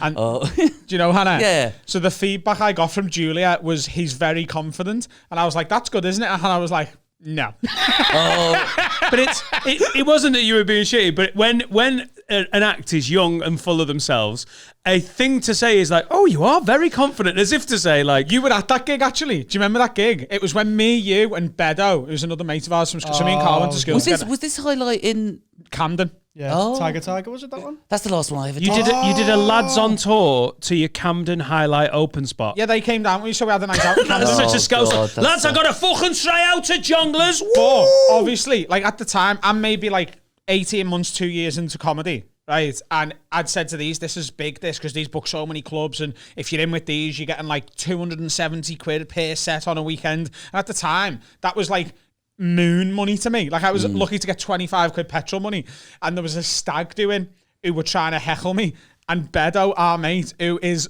dead sound, but everyone's mum loves Bedo. Right. Do you know what I mean? Like, your mum's like, oh, Paul's such a really nice boy, isn't he? Sorry, can I just say, I wish I had a friend called Bedo.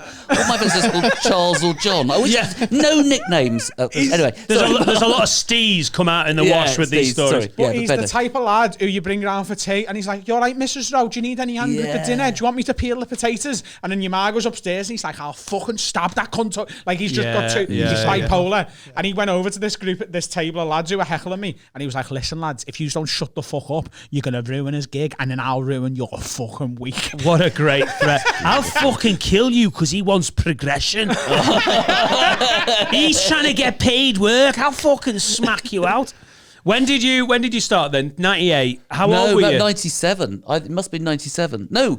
Oh God, I did my first. You do that thing where you lie for ages, and I got past that. In 2009. I now give up. No, I start because you start going. Well, I sort of was professional about 2001. I sort of was messing around for a while. Did bits and bobs.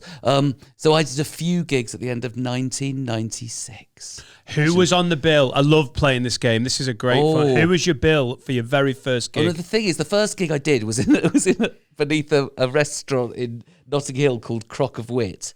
The name of the club was Crock of Wit, and it was in Notting Hill, and it was very lovely. It was about 30 people sitting on benches, and I don't think many people have stayed doing it. I do remember people used to visit. Rob Brydon used to come. Rob Brydon used to come and do like impressions. He would do Hugh Grant, and Rob Brydon was like an impressions act. So that's when I first met him. On his way up. Yeah. Oh, completely unknown. And I had a friend called Dave Klein, who's a guy who got me into comedy because I was working writing traffic reports at the BBC because I was trying to be an actor and it wasn't working.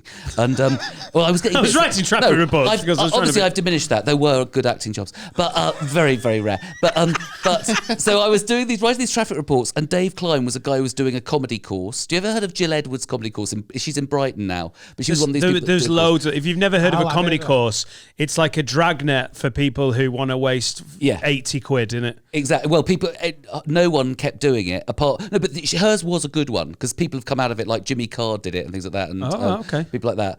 Simon Evans did it. But does that mean it was a good course, or just that good people did that course? Yeah, there were I feel like most courses. comedy courses are move the mic stand out the way, try not to look at the floor, and don't drop it's the like end two guys dealing with a divorce. Yeah, Oh.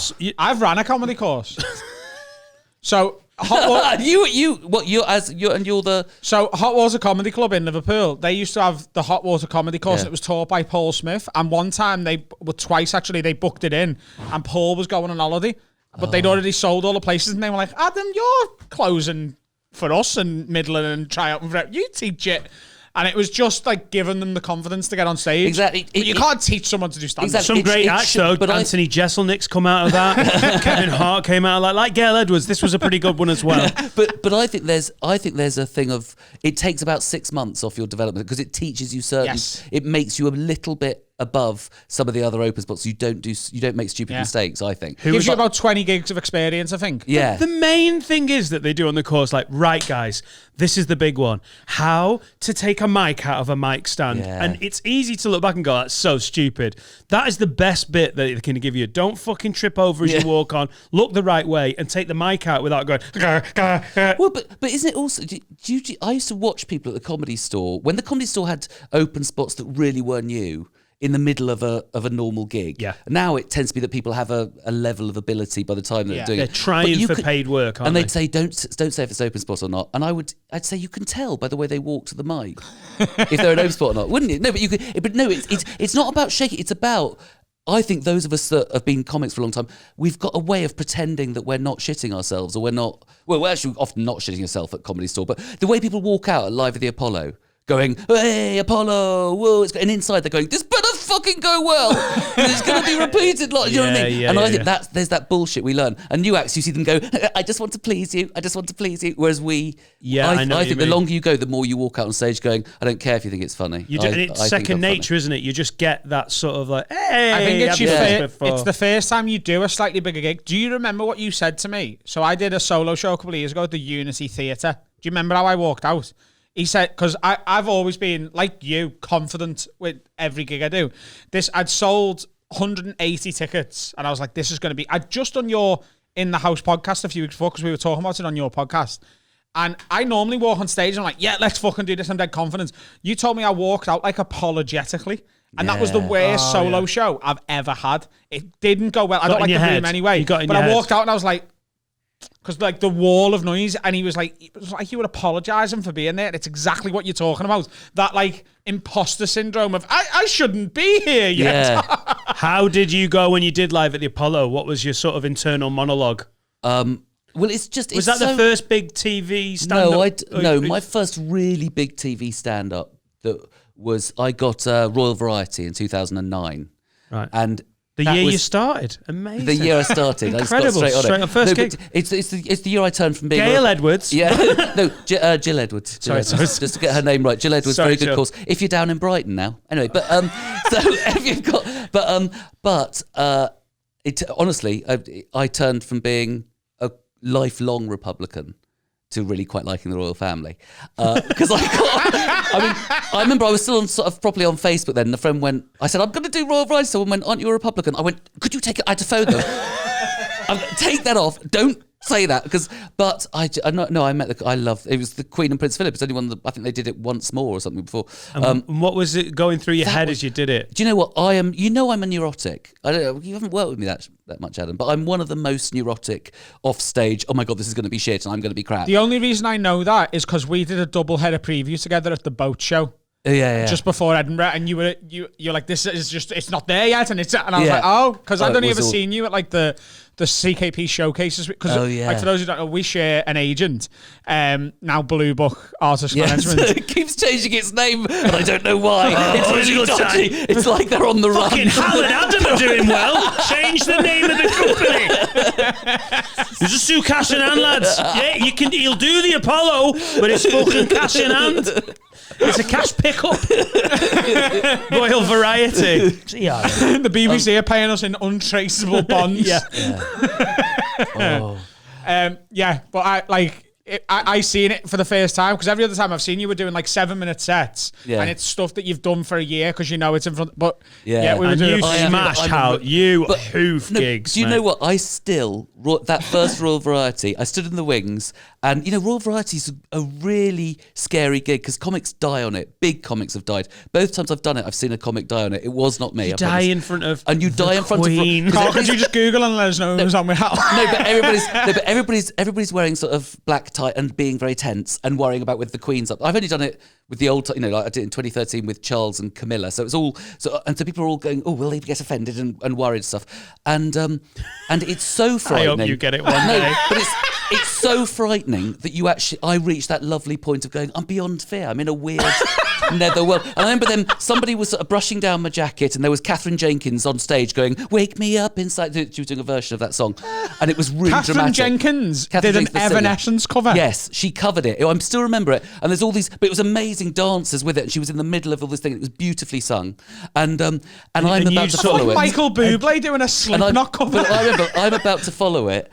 And just thinking, this is so, and I'm totally unknown. Had you just sort of reached a level of almost like pressure nirvana? Yeah, but also, isn't there that wonderful thing where no one knows who you are? You've got nothing to lose. You are literally walking out and people are going, who's this? And the first minute of Royal Variety, if they don't know you, you're dying for a minute and you have to pretend you're not. I still remember Sarah Millican got it the next year and said, she phoned me, because I give advice to all the big stars, and I went, you'll die for about the first minute and you just have to just pretend it's not happening, because anybody new, even if you've done a bit of telly, if you're younger, they'll just go, well, I don't know who they are, and you have to just work them into stand-up, and it's such a frightening gig that it actually, I loved it. This is literally how you're explaining it. Have you seen in a film where like a landmine or an explosion goes off and then they're just walking and it's like,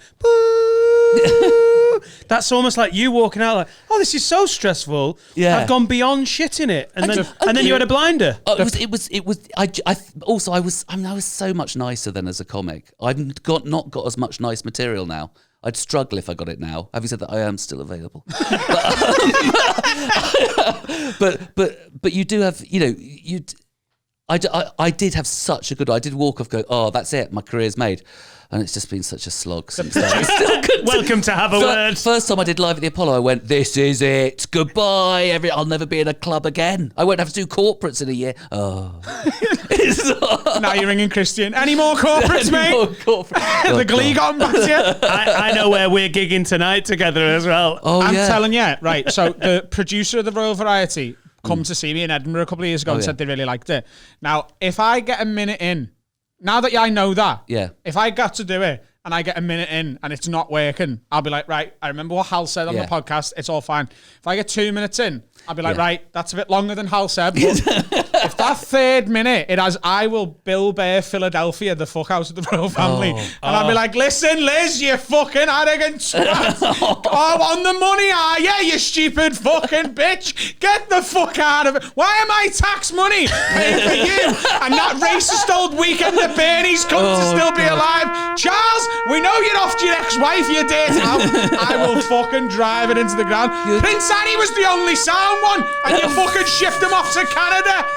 Do you know what's great? Wouldn't it be Mate, exciting? you're not going to win them round. No, how exciting would this be if he does get it and then this now gets out after he's been, The whole I Bill will Burr remember this, Philadelphia and I'll thing say- is that they hated him and he went in hard and Yeah. he won them over because they're a hard city. They booed at Santa and they won it. They won them over just by giving them abuse. I don't think the royal family work like that. Sweating now, Prince Andrew. It's because I called your man out for the fucking tax dodging rat she is. Hey, So apparently you're never doing it again, No. though, because now No. you've been on this podcast. No, but do you know what? It is one of those. It's the thing of doing a gig where if it goes bad, where you can die, and then you have to meet them still. You have to. That's the fun. did you shake her hand? Yes. Yeah. I Is shook- she a... No, it's Camilla. You got Charles No, and Camilla. I've done it twice. So 2009, I got Queen and Prince sorry, Philip. Hal. You're 2013. working your way around the fucking aristocracy. He got offered another one with the Queen and that, and he was like, been there, met her, get me Charles. I and did. the Do you other know one. what? Camilla said that to me. She went, "So you've done this before?" Because they get a little thing. I went, "Yes, I did it 4 years ago in Blackpool with the Queen and Prince Philip." She went, "Oh, so this is a bit of a step down." And I went, "Oh no. I said I want to meet all of you, ma'am." I just honestly, the Republican side of me was so disgusted. But I'll do anything for Jesus career. Christ. Is the I Queen is the Queen a solid handshaker or is she a bit fucking limp? Do you know? No, she's just. She's a fist pumper. Do you know what? She's just. I would do that. What up? She's I would. actually kind of stunning. She's glows. She's so. I'm sorry, I'm way over top. I love the Queen. How old are you? I love this. Would you bang the Queen? No. Oh God, this is really wrecking Sorry. any chance I have Sorry. of going back. But, You haven't said beautiful. anything. We've ruined. No, we're ruining it. I would go for a fist bump though, especially with Charles, Yeah. because he does loads of work with youth centres and that, doesn't he? but, So he's like, but they are. But he's do you know down what- for a spud, Do you know Charles. what? Do you know what they're really good at? They are really good at making. They're just trained in making you feel special and making you feel like, oh, Charles is all. Oh, it's amazing what you do so hard with this, this crowd. Because I know he'd just spoken to the other comic who died in his arse, and just gone to him because I'm not going to tell you who the other comic was. And he's just gone to him. Oh, bad luck with the tough crowd. And he said to me, oh, you did so well.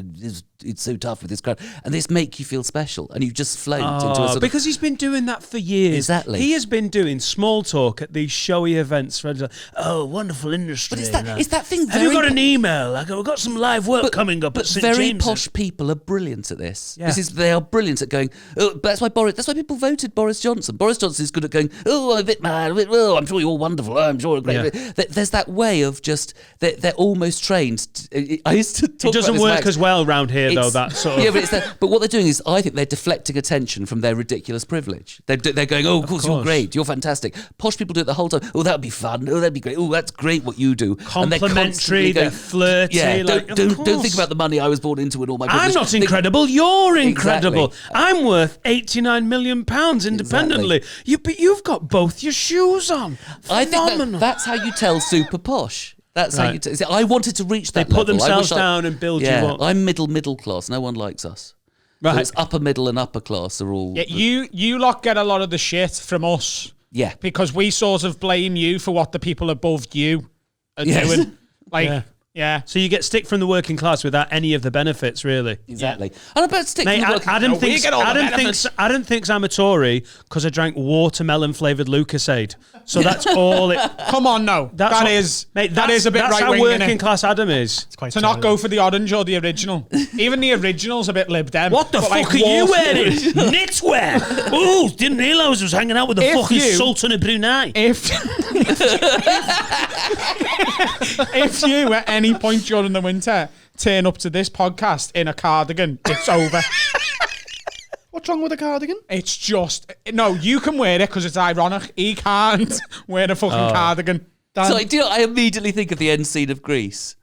yeah. Dewey turns up in a cardigan. What are you doing Yeah. there? And then it dances and he becomes cool again. So But you can have she's that all moment. sexy. Yeah. She does look good at the end.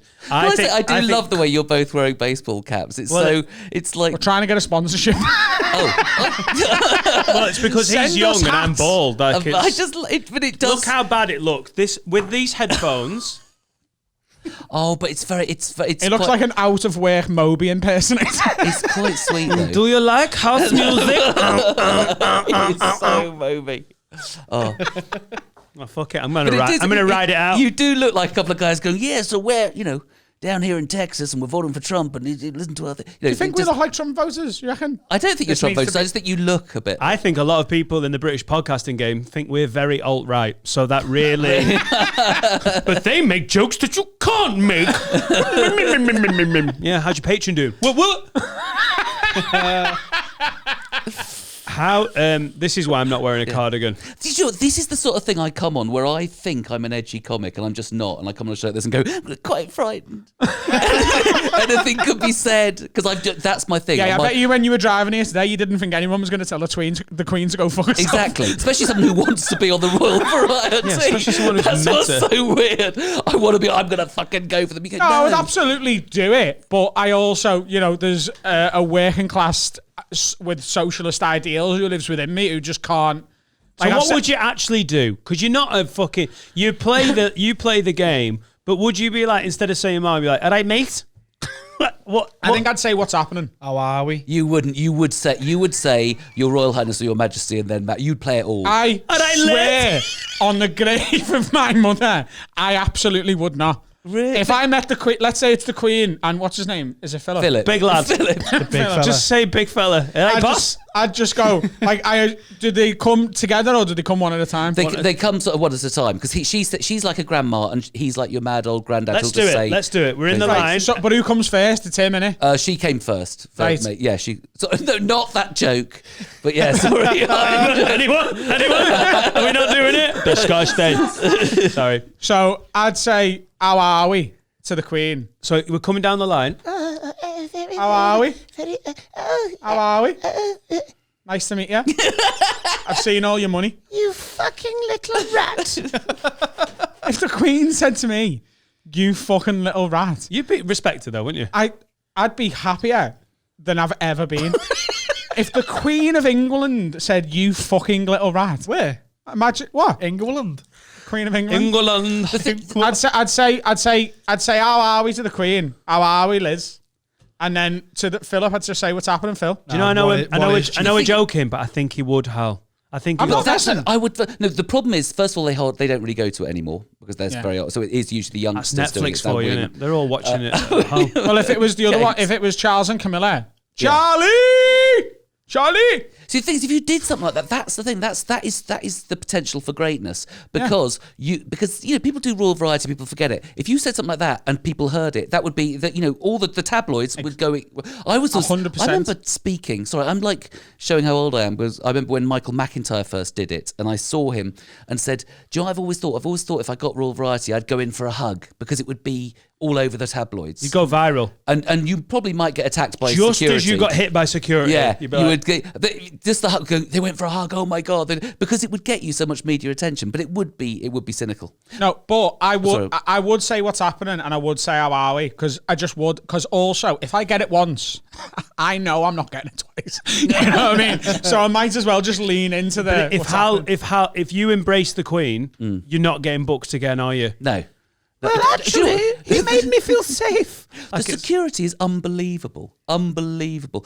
on. We did a run through. We're at the Palladium, second time I did it, and we'd done a little rehearsal on stage of all the bow at the end of things. Went back to our rooms, and there's sniffer dogs in our dressing room, in the comedian's dressing room. Luckily, just sniffing for explosives. Did it in Blackpool. You have armed police all round backstage. You're literally walking round. Where did you didn't? Where does the Queen stay when she plays Blackpool? Oh, I think she flew in and flew out. Right. One of the bed and breakfasts on the prom, Dan. Everybody was. Yeah, that love. Yeah, that. I remember the hotel we got stayed in. credit card or what? It was yeah. They don't have any like really flash hotels in Blackpool, do they? No. No. They don't have like. It's been a rough 50 years for that town. They've got some fucking. One of the most terrifying towns in Britain, Blackpool, Preston, Swansea Bayou, and Nottingham. They're the three places where I feel like I might be attacked at any point.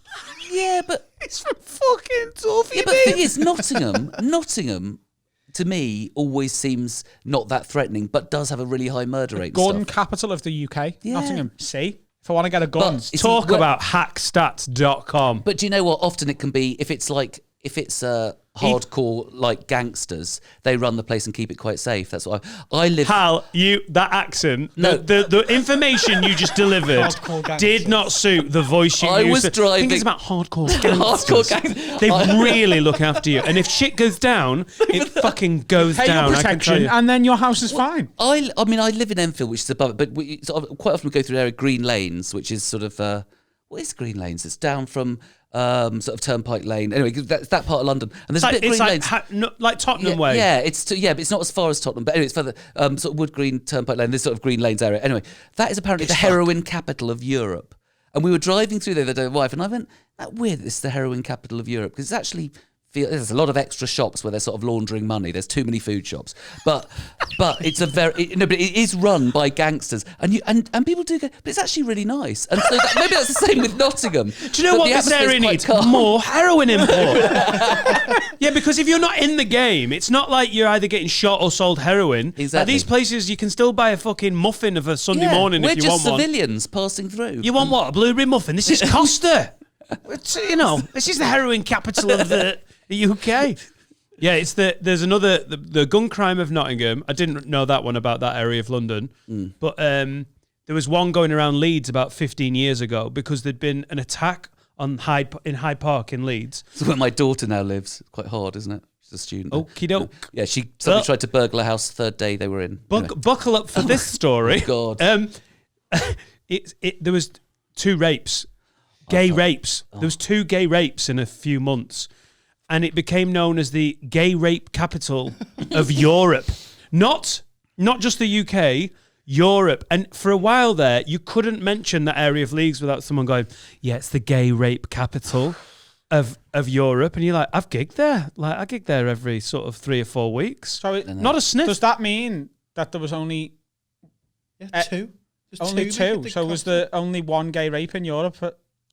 Yeah. You said there was 2 gay rapes and that was the capital. I'm honestly talking out of turn. I don't have the stats or the league table of gay Fucking rapes. Politician over here. I don't actually have the figures to back up what I'm Obviously, saying. But isn't it the truth that actually we like it? We like those stories of around us. It's like when you go to Belfast and Europa Hotel, and if you say in the Europa Hotel, this is the most bombed hotel in Europe, and you go, people like bombed because it makes us feel, you see, we're quite hard because we survived that, especially London, which is gentrified area plus really next to a hard area. It's such rubbish. When you hear people going, I live in Brixton, I live in Notting Hill. It's actually very rough. People like the legend of it. And they want that image of that actually they're living on the streets and stuff. But I used to joke about this, about the fact that anywhere in Britain is basically not that scary compared to most of... If you're from Brazil or Mexico or inner city the favelas. USA, we sound... Nottingham's edgy, honestly. Yeah, we sound a bit pathetic going, be careful around there. It is like... Honestly, once you get past the Pizza Express, it gets a little bit naughty down there. I love people who live in like... I remember when I moved to Chester. So I lived in Chester for a year with Danny McLaughlin. No. And he was like, just to let you know, lad. At the time, I was living in my auntie's in Dovecot, which is the area I grew up in. Yeah. It's like, just to let you know, I don't want to be surprised. When the road you're going to live on, Eamon Road, it is a bit rough. I don't want you to have any false ideas. And then he picked me up from my auntie's to take me over, and he was like, yeah, where we're living's not fucking rough. Because it's people by my aunties who've got speedboats but haven't got fucking front fences. Do you know what I mean? And if you've got a speedboat and you don't have a gate around there, it's a bit of a rough area. Is that the giveaway? It is, yeah. It's speedboats that they won on like scratch cards and that. Scratch card speedboats. Is that a Liverpool thing? Yeah. It's like a postcode lottery thing. Yeah. Here's a fucking speedboat. Don't look in the hole. How much... Sorry, I'm a bit tired, I think, because I immediately went, how much is a speedboat? Depends on who. You need to know a guy. He knows everyone. Can you get a speedboat? Also, don't worry about hours? speedboats. You're not doing the fucking Royal Variety again. I know. That You income. can get a speedboat for 300 quid second hand if you part exchange a Ford Fiesta. Yeah. 100%. Do you reckon you could get a speedboat and a gun before midnight? Yeah. Easily. You could get... We were talking in the See, I'm first... excited myself like this, but it's on a podcast. But you really think you could get a gun? You would know how to get a gun. So we were talking about this in the first half, sorry. yeah. No, it's and okay. Blackpool, Preston and Nottingham are rough. Exactly. Go on, Adam. I said I reckon I could get a gun within 6 hours. My dad's got a mate called Scottish Ryan, Yeah. who I know has got at least one gun. So if he's got a second one, he might be able to sell it to me. Yeah. Or if not, his face. He knows, like, he definitely knows someone who could get me, you know. I'm not saying like an Uzi or anything. He's going to be doing a lot of business now, isn't he? Hal's so not from the same. Hal's thinking like, what would that do to your life insurance policy? Well, I do reckon within 6 hours I could get a cap, A cap gun. I could get one of them. What is a cap gun a copy of? A revolver. I reckon. Prove it. Have you ever shot a gun? Because this is not like my view of you as a northern act is that you're Hal Cruttenden, who's from good stock. You do 7 gigs a night because you're the famous. You don't just do doubles or treble. Like the weird, if you've never, like, it's a weird thing, but on the circuit, Hal's got this amazing reputation of being able to, like, not just do 2 gigs a night or 3, but like, I've got to fuck off because I do have 5 of the gigs tonight. So in my head, you've got land where you do shooting and like, oh, the grouse are in. I actually heard long before we'd met. I heard that was like a. You know, like the circuit legend stories, is that like you would squeeze like 5, 6, and 7 gigs in? It wasn't. It was hardly ever did I do. I think I did hardly 6. ever did I don't think I did 7, but in a night. But I would often. There was a certain period where I would often do 5 on a Saturday night. I'd try and do 9 to 10 on a Friday and Saturday. So you're talking do the early show at the store, the boat, and then go and do what? Like, and there was jonglers as well. There was maybe 2 jonglers. This is like 2004. To be fair, 2 jonglers, 2 stores, and another little one, a nice one for fun. It was quite sorry, the one that you don't. Well, I enjoy the store actually, but I always do the third one for fun. No, 1, 2, 4, and 5 for the money. I think I've got that slight guilt over the fact that we do a job that isn't a proper job. And when you get home sweating going, I've done 5 gigs, I've actually done, and you feel you could have been it is like doing a shift down a mine it's not the same. To be fair, if I do a London store weekend, I'll do at least 3 and often 5 on the Friday and Saturday. Because you can get top secret before the London store, and then you do the London store, then you can go to Chiswick and do headliners, or the boat, and then back and do the late show at the store. And it's doable, but like Hal had a reputation for doing that. Like the idea was that was how you did your weekends every weekend. For us, that's like a random fucking busy one in London. Yeah. Well, I remember I supported Rob Brydon in 2009 for like a year. He did a big tour, and he always found it funny because I would work out where we were, which theatres were on, and I would be going to maybe 2 other gigs after opening for him. And we did a run in London, and he just always found it hilarious. And but I think it's because I had kids quite too early in my career. My wife had a good job, and we had 2 kids, and she really couldn't keep doing her job. And suddenly, I went, "Oh my God, we're going to earn all this money from stand-up." And that's why I just went mad for money. The dynamic of my house is Laura wanting quality time, and it makes me look when I'm like, well, we've got the podcast, and then I've got to do gigs, because I feel like, and it makes, Laura sometimes thinks that think I'm more important than her or anything. You're like, it's not that. It's just you like feel a pressure to earn. So you just have to, when you become a dad, you like raise your game, and all of a sudden it's like, oh, we'll see what comes in. You're fucking putting a podcast on, you're fighting for work, and it's a bit like, I don't know, it's a bit obsessive almost of like, I've got to do all these things because of the pressure. And I find COVID actually has made me go back to that. In terms of, I did a gig on my birthday, I'm probably going to do a gig I'm going to gig around Christmas, which I don't usually do. I've been offered something between Christmas and New Year that I'm thinking, oh yeah, I'll do it, because you just started to take and panic and. Is your wife all right with it? Is she used to? It's 20 years. She's just so fed up. She's so fed up. It's like Comedy Widow. How long are you married? I am recently single. So like I've got a 3-bedroom house that I rent in Liverpool, and obviously all the bills and that. And now that she's gone, I'm actually saving money because I'm not paying for her food as well as all of that. So I'm living Christmas is going to be good this year, boy. Very different lifestyle. I'm where you were. We're 5 years married, got a 3.5-year-old. Oh, but it is have another, because that tips you into a new level of hell. Yeah, I am. We're expecting. Thanks, Hal. Brilliant! It is so hot. I just want to see you suffer. Can I just say, I totally deserve that after the Leeds University gay rape capital of Europe. You were like, okay, well, 1-1 now, motherfucker. Yeah, that was a cul-de-sac that we did very well. But I just find lots of my friends were very young, free and single when I had little kids, and I'm really enjoying mine being old and sort of leaving now, and all the panic people are going through, because actually there is a lot more time to just go. We've seen someone the other day. It was proper stark. So we seen a lad we went to school with. We were in the car park of McDonald's, and we'd just been shopping, and I think we were on our way here to record an episode. And this lad was like in overalls and a high vis, covered in paint and plaster and shit. And we were like, we went to school with him. And that's been his full day. And we know for a fact he's got at least one kid, I think, too. And we were like, he's our age. And we've been shopping on a Tuesday. And now we're going to talk shite in a fucking box for a few hours. And it's just, like, I'm quite grateful for I hope that. he listens to this. He'll just be tying the rope up, putting his head through the noose. I'll have kids eventually, though. I do want kids. I can't wait, because then I'm going to lord it. I'm in the war zone of this. But 10 years behind me, and he's giving me stick. He's like, it's a fucking piece of bit. Have one kid, have 6. It don't matter. I can't wait to be where you are now with your mates with him. That's going to be. I've had a dog though, so I've had practice. Oh, for God's sake!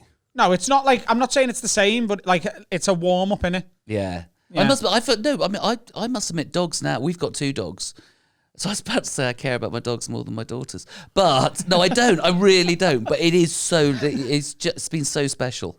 I live for my dogs. No, but I don't remember. Maybe it is easier. It is so much easier to have dogs than kids, because kids they are complicated, and you fuck them up, and you know. Yeah, and you don't have to pay for dogs to go to university. Exactly. My 2 are now at the age. Well, one's she's doing a foundation course, and my oldest is at Leeds doing art as well, because they're both doing art stuff, and it is nice. You just begin to get the payback now, where they're leaving and they just know there's a way out. They know there's a valve. They don't hate you so much. And also, you've got a boy, haven't you? I've got a little girl. Oh, a little girl. Oh, then fingers crossed for another little girl, because they won't judge you. They just let you off shit, because you're not a proper. You won't be judged the same way your wife will be judged, because I think you judge your own sex parent much more, because you model yourself on them. Oh, I defo do that. Yeah. Both my parents are raging alcoholics, but my mum, I'm sort of like, I get it, and my dad's Yeah, like, your mum's cute. Honestly, down. get with murder. It's lovely. It's lovely to have girls. And now you've got time for yourself. You're just your own. The kids have gone. Yeah. I can't wait for that. No, Tell me what that's like. No, it is lovely. Having time for yourself and being able to be your own person. I still say horrible things. I'm doing this on stage because they took me out of my 50th birthday. This was so perfect. I didn't know my wife was doing a surprise party, very last minute, because I said I don't want a party, and I'd been a bit all moody about it. But she was doing one, because I said, oh, maybe it'd be nice. I don't relate to that at all, you know. I want all the parties. If I don't get a big surprise for my 30th, you better start talking to my dad soon. It's 18 months to go. I'm just miserable. But my daughters took me out, said, we're taking you out. And they were like, 19 and 17 at the time. Took me out in London. We did all these things we wanted to do. We did like stupid things, like an escape room, and we went for a meal, and we just had a really good time. And I sat in the cafe at the end of it, and I said to both of them, you 2 are the best thing that's ever happened to me. That's how shit my life's been. And it was, and they did laugh, thank God. They do know, but I just think there's been so much piss taking that I worry about the damage I've done, because they are real piss takers. They're incredibly rude to me. How are they with? Because you haven't really had a chance to experience this yet, because your child's so young. How are your daughters with the fact that you are not only a comedian, but a famous comedian? You've been on a lot of telly. Do you talk about it? Do they? Have they? No, but the thing is, I'm low level fame. They don't really respect it. Yeah, that's the thing. They don't have, but I like being with my youngest. My youngest. But both my daughters, I'm not saying this as they're beautiful. They are very beautiful girls, surprisingly good looking. In fact, me, if I lose weight, you would see there's real quality. You're so fit. You and the Queen, Hal, are well fit. I've passed that on, as my wife's good looking. No, my daughters are beautiful, but my youngest is like, people turn, because she's bright red hair. She's got very, very beautiful red hair. And people really notice her. If I'm with her, people notice me, because people are looking for somebody's going, oh, redhead girl. And then people recognise me. So she thinks I'm much more famous than my other daughter, who's much more my colouring, which is actually brown hair, brown eyes. She thinks you're a really attentive dad. Like, Dad asked me to go everywhere. Because that level. Do you know what I mean? When someone stopped me in a shop the other day and said, oh, you're that comedian? I went, yeah. What's it like being famous? I said, well, I'm not that famous, because I'm loving this. Because I love people recognising me. And I've had, if I go, I'm at that thing where I go to a rugby match or something, and I get spotted all the time. Something about being in a big group, and people who have had a few drinks, and they all come up to you and things. And I love it, because most of the time, But it drives you mad a little bit, doesn't it? Like, sometimes, I remember just before he went to Japan last year, So I only really get recognised in Liverpool, and it happens more on a night out than like during the day. Yeah. But on a night out, I get quite a lot of people. Oh, you're that fucking Adam. I seen your thing about that fella who. Blah, blah, blah. And we were on a night out. We were at a bar which is shut now, isn't it? Maya. Just shut. Yeah.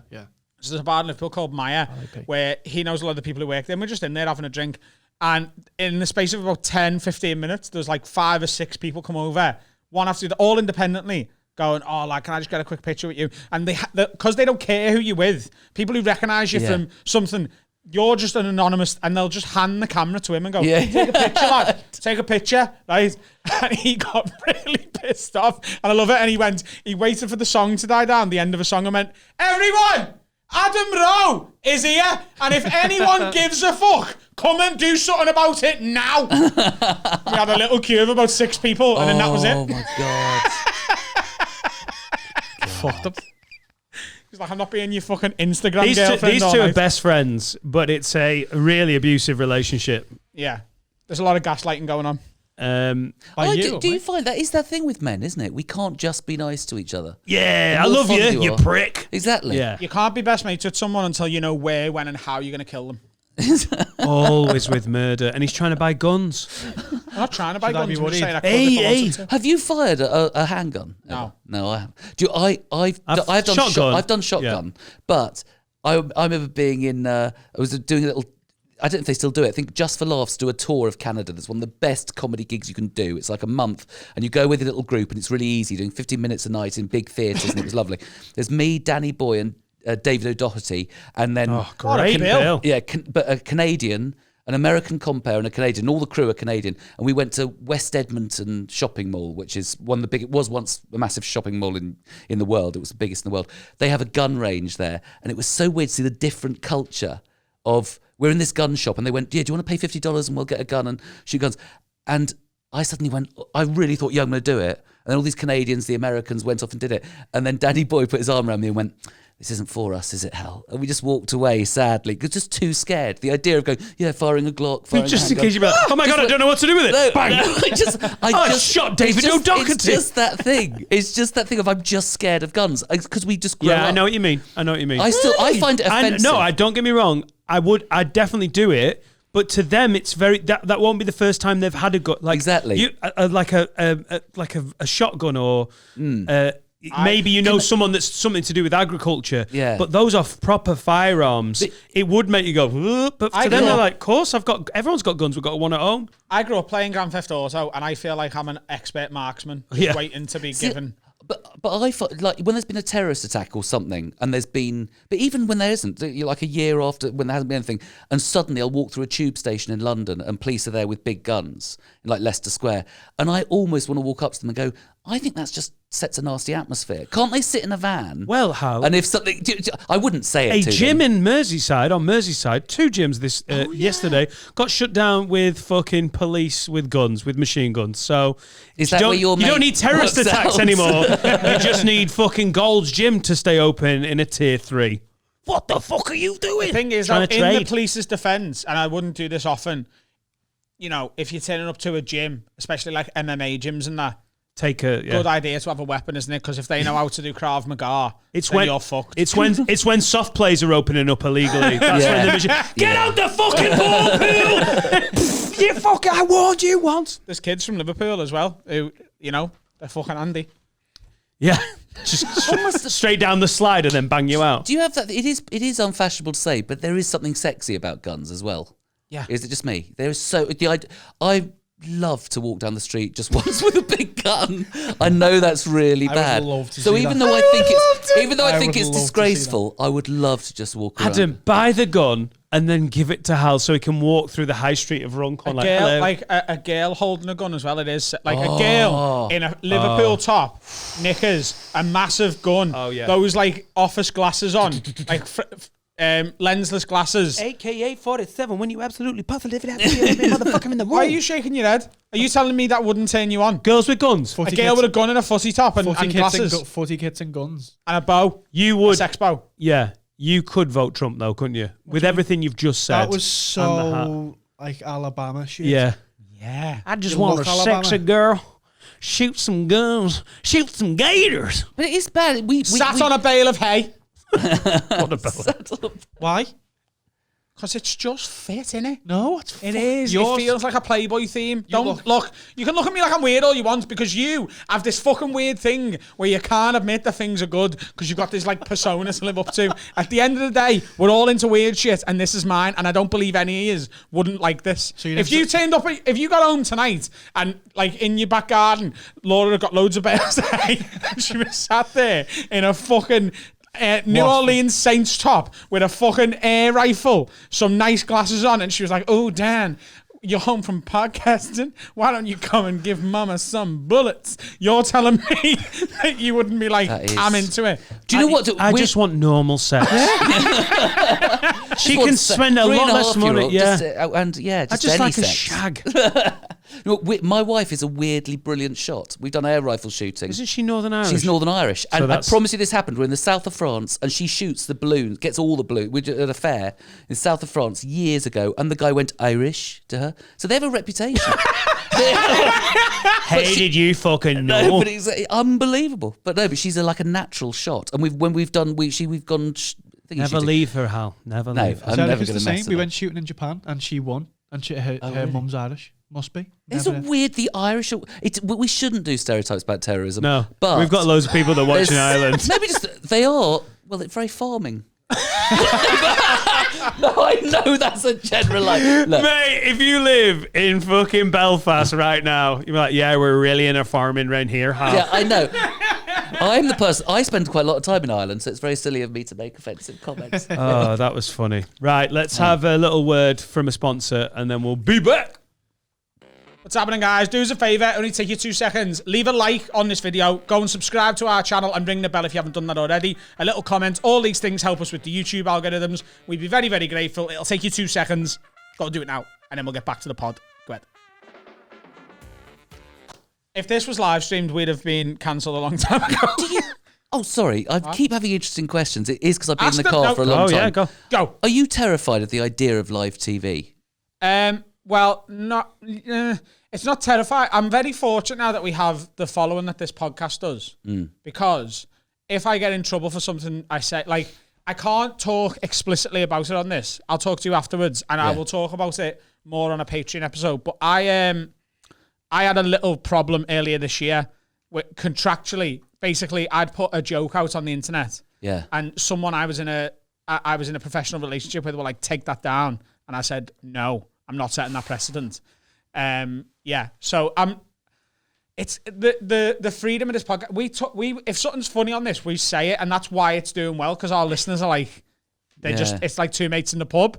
So I'm not terrified of it because I feel like anyone who follows me and likes me, if I said something wrong on live TV, they'd love it even more. And No, but that is the thing, is just of accepting it. I've spent I think I was listening to the Ishan episode. Yeah. And there was a moment that I went, God, that's so true. Of you think most comics, and I did this, of being very good and very nice, and then you reach a point in your career, you go, oh fuck it, I just want to say what I want to say. Yeah. You've started like that. Okay. Oh no, Dan, you were talking about it, Dan, that you have censored yourself and you're trying to censor yourself less now. I think this has given me the almost like the platform to just go, oh, this is actually my sense of humour, because I want to be employable on the circuit, and the circuit hasn't come to see me. Yeah. The circuit is Claire's birthday. It's a work stew from fucking Nando's or whatever, and then all of a sudden they're like, that's offensive, and you're like, but Adam, you do that thing of being, saying outrageous things early in your career. It's a very good move. Because old thingy, Russell Brand, I remember watching him first doing Big Brother's Little Brother or something. Yeah. And I would go, fuck, where did the balls come from to do something? So he would suddenly go, as Nietzsche said. And I'm going, you're doing Big Brother's Little Brother and you're talking shit. And it's so brave. And I just wish I'd been braver really early in my career, because I find now I'm brave. What happened for me really in that regard is like the two comics that made me want to do stand up were Jason Manford and Kevin Bridges, and they were my gateway drugs into it. Yeah. And I'd already watched like Richard Pryor and Peter Kay and Lee Evans before that, because my mum was a huge comedy fan. They got me into comedy, but then as I sort of developed as a comic, I started to discover a lot more American comedy. And my favourite American comedians are sort of... We've covered this a million times on this show about, like, the comics who will say something that they don't necessarily believe, but they've found an argument for it. Yeah. And I'm obsessed with, like, courtroom dramas. And I love how a lawyer will defend a defendant even when he knows they're guilty because he can do it. So if I can pick the side of an argument and go, this is what I believe and here's how I can make it funny, even if I don't actually agree with it, I'll just do it because that's better comedy to me is, here's what I think, and 200 people in the audience go, no, we don't like that. And then 5 minutes later, they can see where you're coming from, and they've laughed along the way. I prefer that type of stuff. But also, it's that relaxation of people seeing somebody being really true to themselves. I think I think that's the internet is the great the end of the gatekeepers. Yeah. So the BBC is paid for by the license fees, and they have to read your script before they allow you to say these things. The internet will kill the BBC. And I'm not even saying I don't respect the BBC for what they've achieved in broadcasting and everything, but that set of rules for comedy is crippling. And that'll die away. And this is why this is exciting, because it feels like we're on the winning team early with this level of production. You can't say that. You can't say that. People are grown-ups. Yeah. They'll decide what they like and don't like. Oh, you couldn't possibly say that because Marjorie from fucking Tewkesbury isn't going to listen to this shit. Well, then she shouldn't listen. Well, I had that, but do you have that with that thing of how you want to be perceived as a? Because I realised I've got I got lots of following from doing shows that were like Live at the Apollo, which is all heavily edited, or Bake Off Extra Slice and funny jokes about cakes and being sweet and all the rest. Not so edgy. Edgy, that demographic. But online, I'm getting much more political and much more unpleasant. And I remember Jason Manford wrote something, and someone and I quite like saying something political, and I lose fans. I go, that's good, because I'm not weeding out people who disagree with me. It's basically they disagree with me with no sense of humour, then you should go, because I don't want you coming to my shows and going, oh, he's horrible about Trump and all the rest. And this woman said to Jason Manford, I used to like Hal Cruttenden, but then I followed him on here, and he's far too political and rude. And I said, I am not rude. Fuck you. but it was just that thing of when you're a younger comic, and I still see it in young comics going, hello, I'm having a great time on the show, and they're doing that, and I know they will get older and reach a point of going, oh, I wish I'd just been fucking brave enough to go, oh, fuck this, and be outrageous, and because those are the people that become superstars. That's why Adam's going to... No, you can be a superstar too. But it's a different era.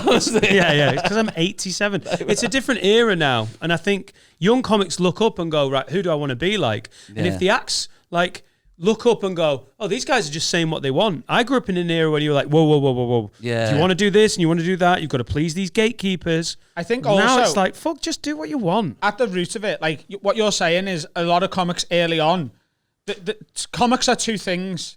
The first thing is that they're people pleasers, or they want to be. So they lean towards that because that's the safest thing. But really as well, we all just want to be ourselves and be told that it's okay. Because when you go on stage with a false persona, this is certainly what was happening to me. I was doing stories that weren't true, that I'd just made up, and it's getting a big laugh. But I'm like, well, that's not really true. But then when I go on stage, I go, here's what I think. It's self-obsession. I want to hear my own opinions and get laughs for it. And those jokes, you only need to get a 7 out of 10 for that to feel better than a 10 out of 10 laugh for something that is not actually real. We are this is the most self-obsessed job. This is why when people talk about retraining, I can't do anything else, because I believe the only job I can do is stand on stage and talk about myself and express my opinions. I'm the most self-obsessed person in the world. I can't prove that, because when other people talk, I don't really listen. But I do this, but there was nothing else. I couldn't be... I was saying I couldn't be a police officer, because I'd be going, well, where were you on the night of the murder? I know where I was. I was in a lovely little all-you-can-eat place. or a doctor going, I don't think you'd live past April, which is incidentally when I'll be in Tuscany. But this is seriously true. This is how bad my self-obsession is. My dream, and I know this is... I don't know if you have a similar thing like this. My dream as a comic, and has been for quite a long time, was to get to do the sad stuff from Africa on Comic Relief. And I know... But I have said that to audiences, and people go, fuck. I think I was watching Ed Byrne. I was watching a Bake Off does Extra Slice a few years ago, and they went, and I realised how much I want to do this when they went, now we're going to Ed Byrne, who's in Malawi. And I literally went, fuck, Ed's got Malawi. And I honestly, at that moment... But I was saying, but I know if I made it to that level, I wouldn't be able to control my glee at being, and I would be standing there going, well, I'm standing here amongst street children. Yeah, exactly. I'm here, your white saviour. Exactly, I know. Standing here amongst street children of Uganda, I don't think British people understand how massive a break this is. Move out the way, kids, you're blocking the shot. You know? Please, Mr. Hal, I'm hungry. Never mind that. You're really in. Get out the way, lad. I've just added another date in Torquay. Look hungrier. This is going to go over really well. Mate, that's fucking brilliant. Is that what defines, though, as comics, that we are... is there a comic that isn't massively self-obsessed? No. The religious ones? Milton No. Jones, Tim Let me Vine? tell you what I think about it. Okay. No, it's just that. Sometimes when we're doing bits, like we are literally having a conversation, and then you can like we've got the reps on this now. We're 120 records in. We've probably done 200 hours of podcasting maybe this year, and there are bits where you're like, oh, I just want to say what I'm going to say. And I know him well enough. I know when he's not there, and he's thinking, and I think he knows. I've been sitting here doing that. You've been saying this. I've gone, oh, I've got a little story. Oh, no, they've gone past it. Where was the story I had? It's just a natural thing. I'm watching all three of you do it at once. Yeah. I'm like, he wants to talk. He wants to talk. We literally... Never mind you. Is this what... I do, but I do find it... I like being around comics because I do think there's a level of honesty about what wankers we are. I don't think anybody's pretending. Yes, there you go. But I hate that doesn't extend beyond the green room. In a green room, most comics are dead sound, dead honest. And I like the sort of brute nature. We were talking before about like when you're on a bill and you see an absolute murderer that you've got to follow and you go, well, I'm not going to win tonight. I'm going to be second because that guy's going to win because he's got the easiest spot and he's fucking brilliant. It's like me and Dan tonight. Yeah, he's going Are you in the on middle early. tonight? No, I'm comparing now. Oh, you Oh, are you comparing? I'll host. It'll still be hard. I'll host you on beautifully. Sorry. But like in a green room and like in a setting like this where we're just together, but I hate that faux humbleness that comics put on social media. It like when people are in Edinburgh, they're like, oh, I'm just so happy that my little show that is just a humble little thing in this 50-seater room that I've paid 12 grand for PR for and I've got 3,000 posters everywhere. I'm just so grateful for the support that is definitely not bought and paid. I'm just really great and I'm humble and who'd have thought little old me who's just done Have I Got News for You and Live at the Apollo and QI and 8 out of 10 no one believed in me apart from several TV producers in the last 18 months. Could you stop quoting my Twitter thing? No, but you are. But it's so true because it's that thing. Because you can see it. You can see it in the eyes of comics when they get breaks of going, oh, I can't believe this is happening. But actually, the thing that we all have is I don't think many comics think I'm actually the best in the world right now. We think we could potentially be brilliant. And I still, at 51, I still think, when I hit 60, I'm going to be fucking special.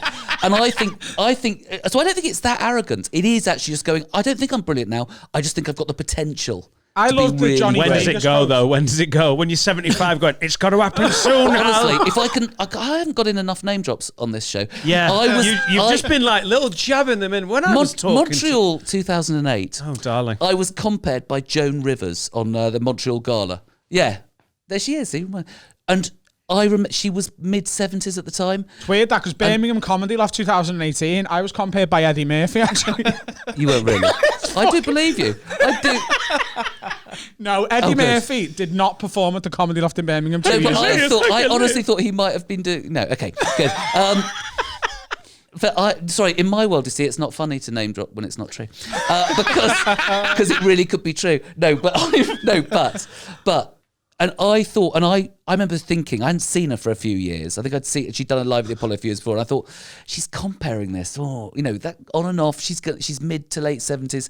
Is she that good? She was devastatingly good. She was the best act by far. She was doing Montreal stuff. She was so fucking on it. And really sweet woman as well. Really lovely. She was backstage. She was like, wasn't that great? Nobody died. It was fantastic. And she was out there just bang, bang, bang. And it inspired me. Made me go, just keep going. Because if you can Yeah. keep alive and standing up and be able to speak, comics get... George Burns, wasn't he like 90? Yeah, but these are generational talents. Like, there's a reason a fucking Joan Rivers is on our wall. These are generational talents that didn't do gigs that made them hate comedy. This is my big thing about where we're going, my career's going. Adam and I have got different career trajectories. I just want to get to a point where I can say no to those ones where I know that kind of gig. The ones where it's just badly run, the lighting, sound shit, the promoter doesn't give a fuck, the bill's crap, people are knobheads because they're selling tickets to idiots on Groupon. I don't want to do those gigs anymore. If you can weed those out, I think you could get to 75 because you'd be like, I love stand-up. I love doing stand-up. As long as you don't have those soul-destroying nights where you're like, what am I doing here? This is grim. I think that's how you keep going. Because Joan Rivers was massive. By the time she was my age, Just she was don't not going, do I'll make it so she was already big. If you hate corporates, 30s. don't do corporates. If you hate comparing, stop comparing.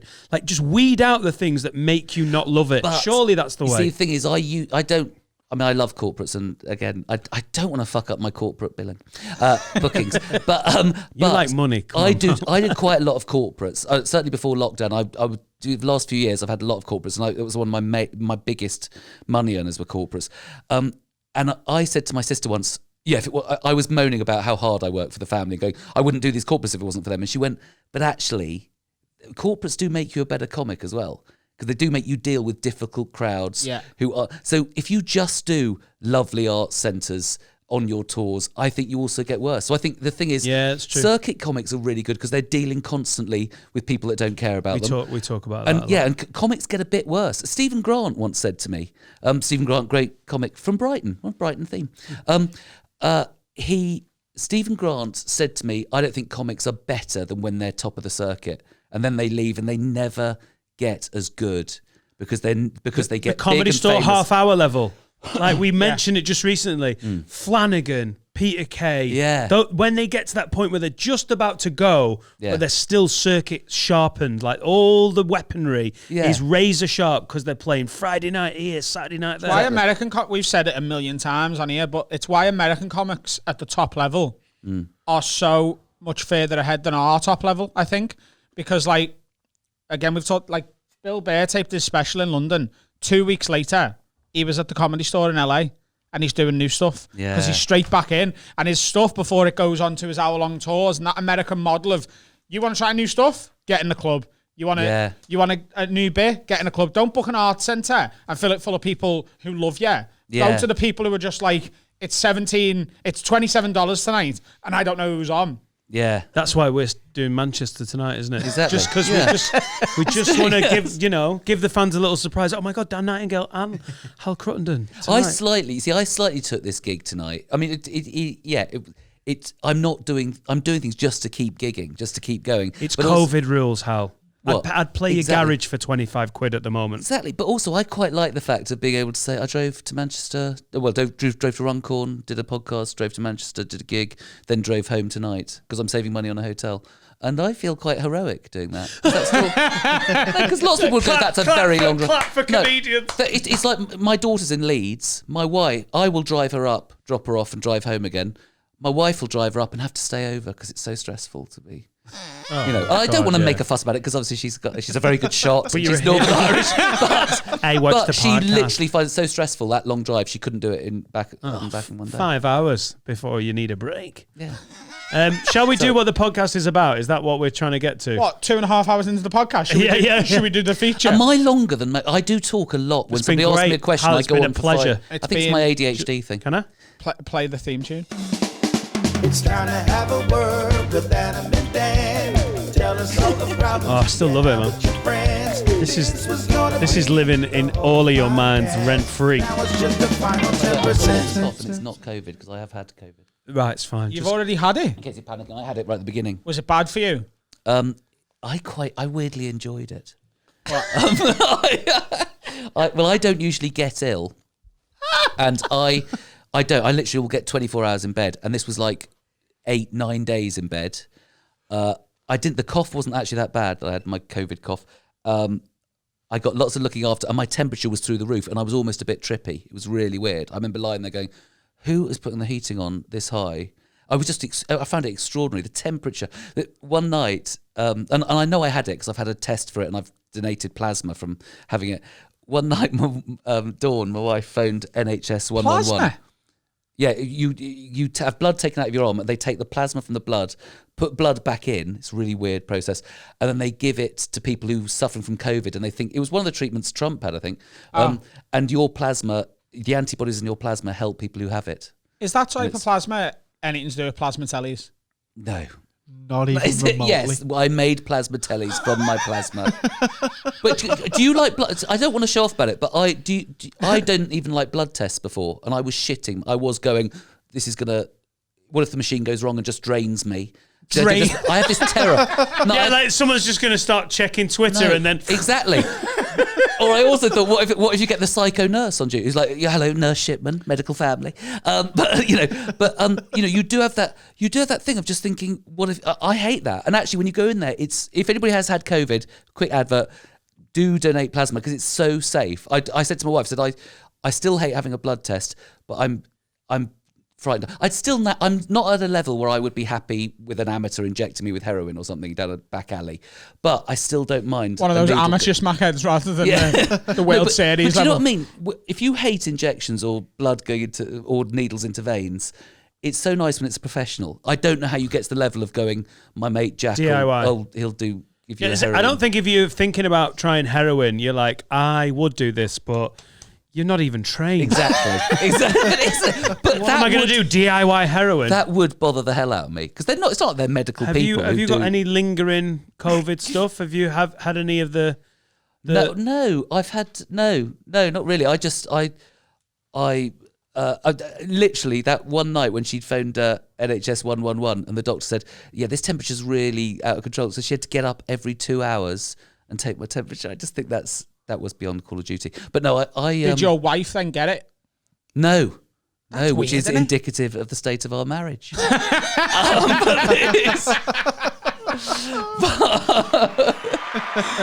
are less close than Donald and Melania. They both got it.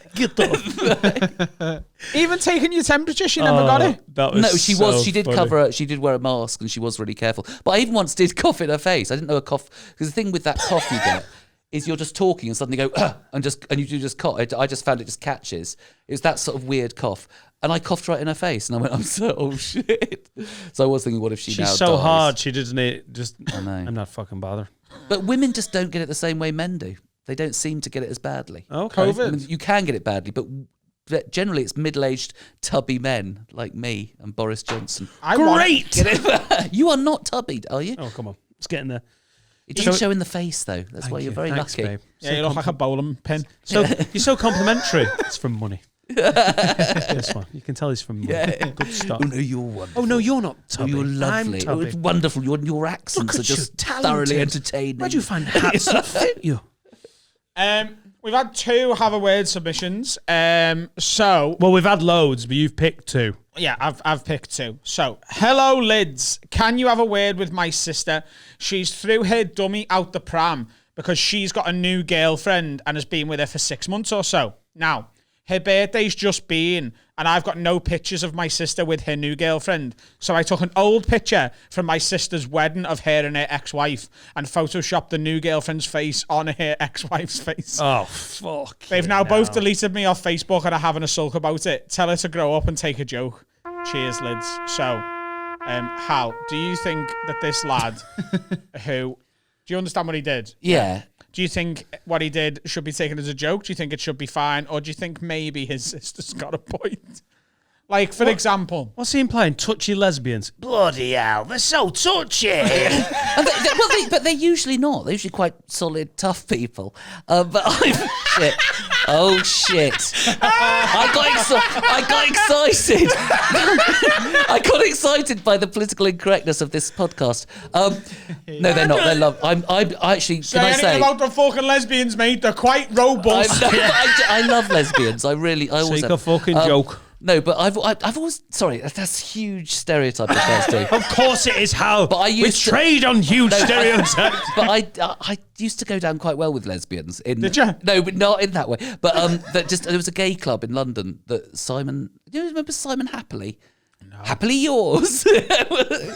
I'm Simon Happily. I'm happily yours. He looks like Just Jack out of Jack, out of that thingy, Will and Grace. And he used to run this gig at Bar Comedy Camp, and I would always be billed as the campest straight man in London. Okay. And I'd walk out on stage and go, and every time I literally would go, I'm not that camp, am I? And a whole room of gay and lesbian people would go, yes, you are. But I always did well with lesbian. I think they just think I'm I'm not as bigoted as I actually am. I honestly think if your comedy goes down well with gay people and lesbians and people from ethnic minorities, it's because your comedy's not fucking horrible and douchey. Exactly. It shows you're failing on a certain level.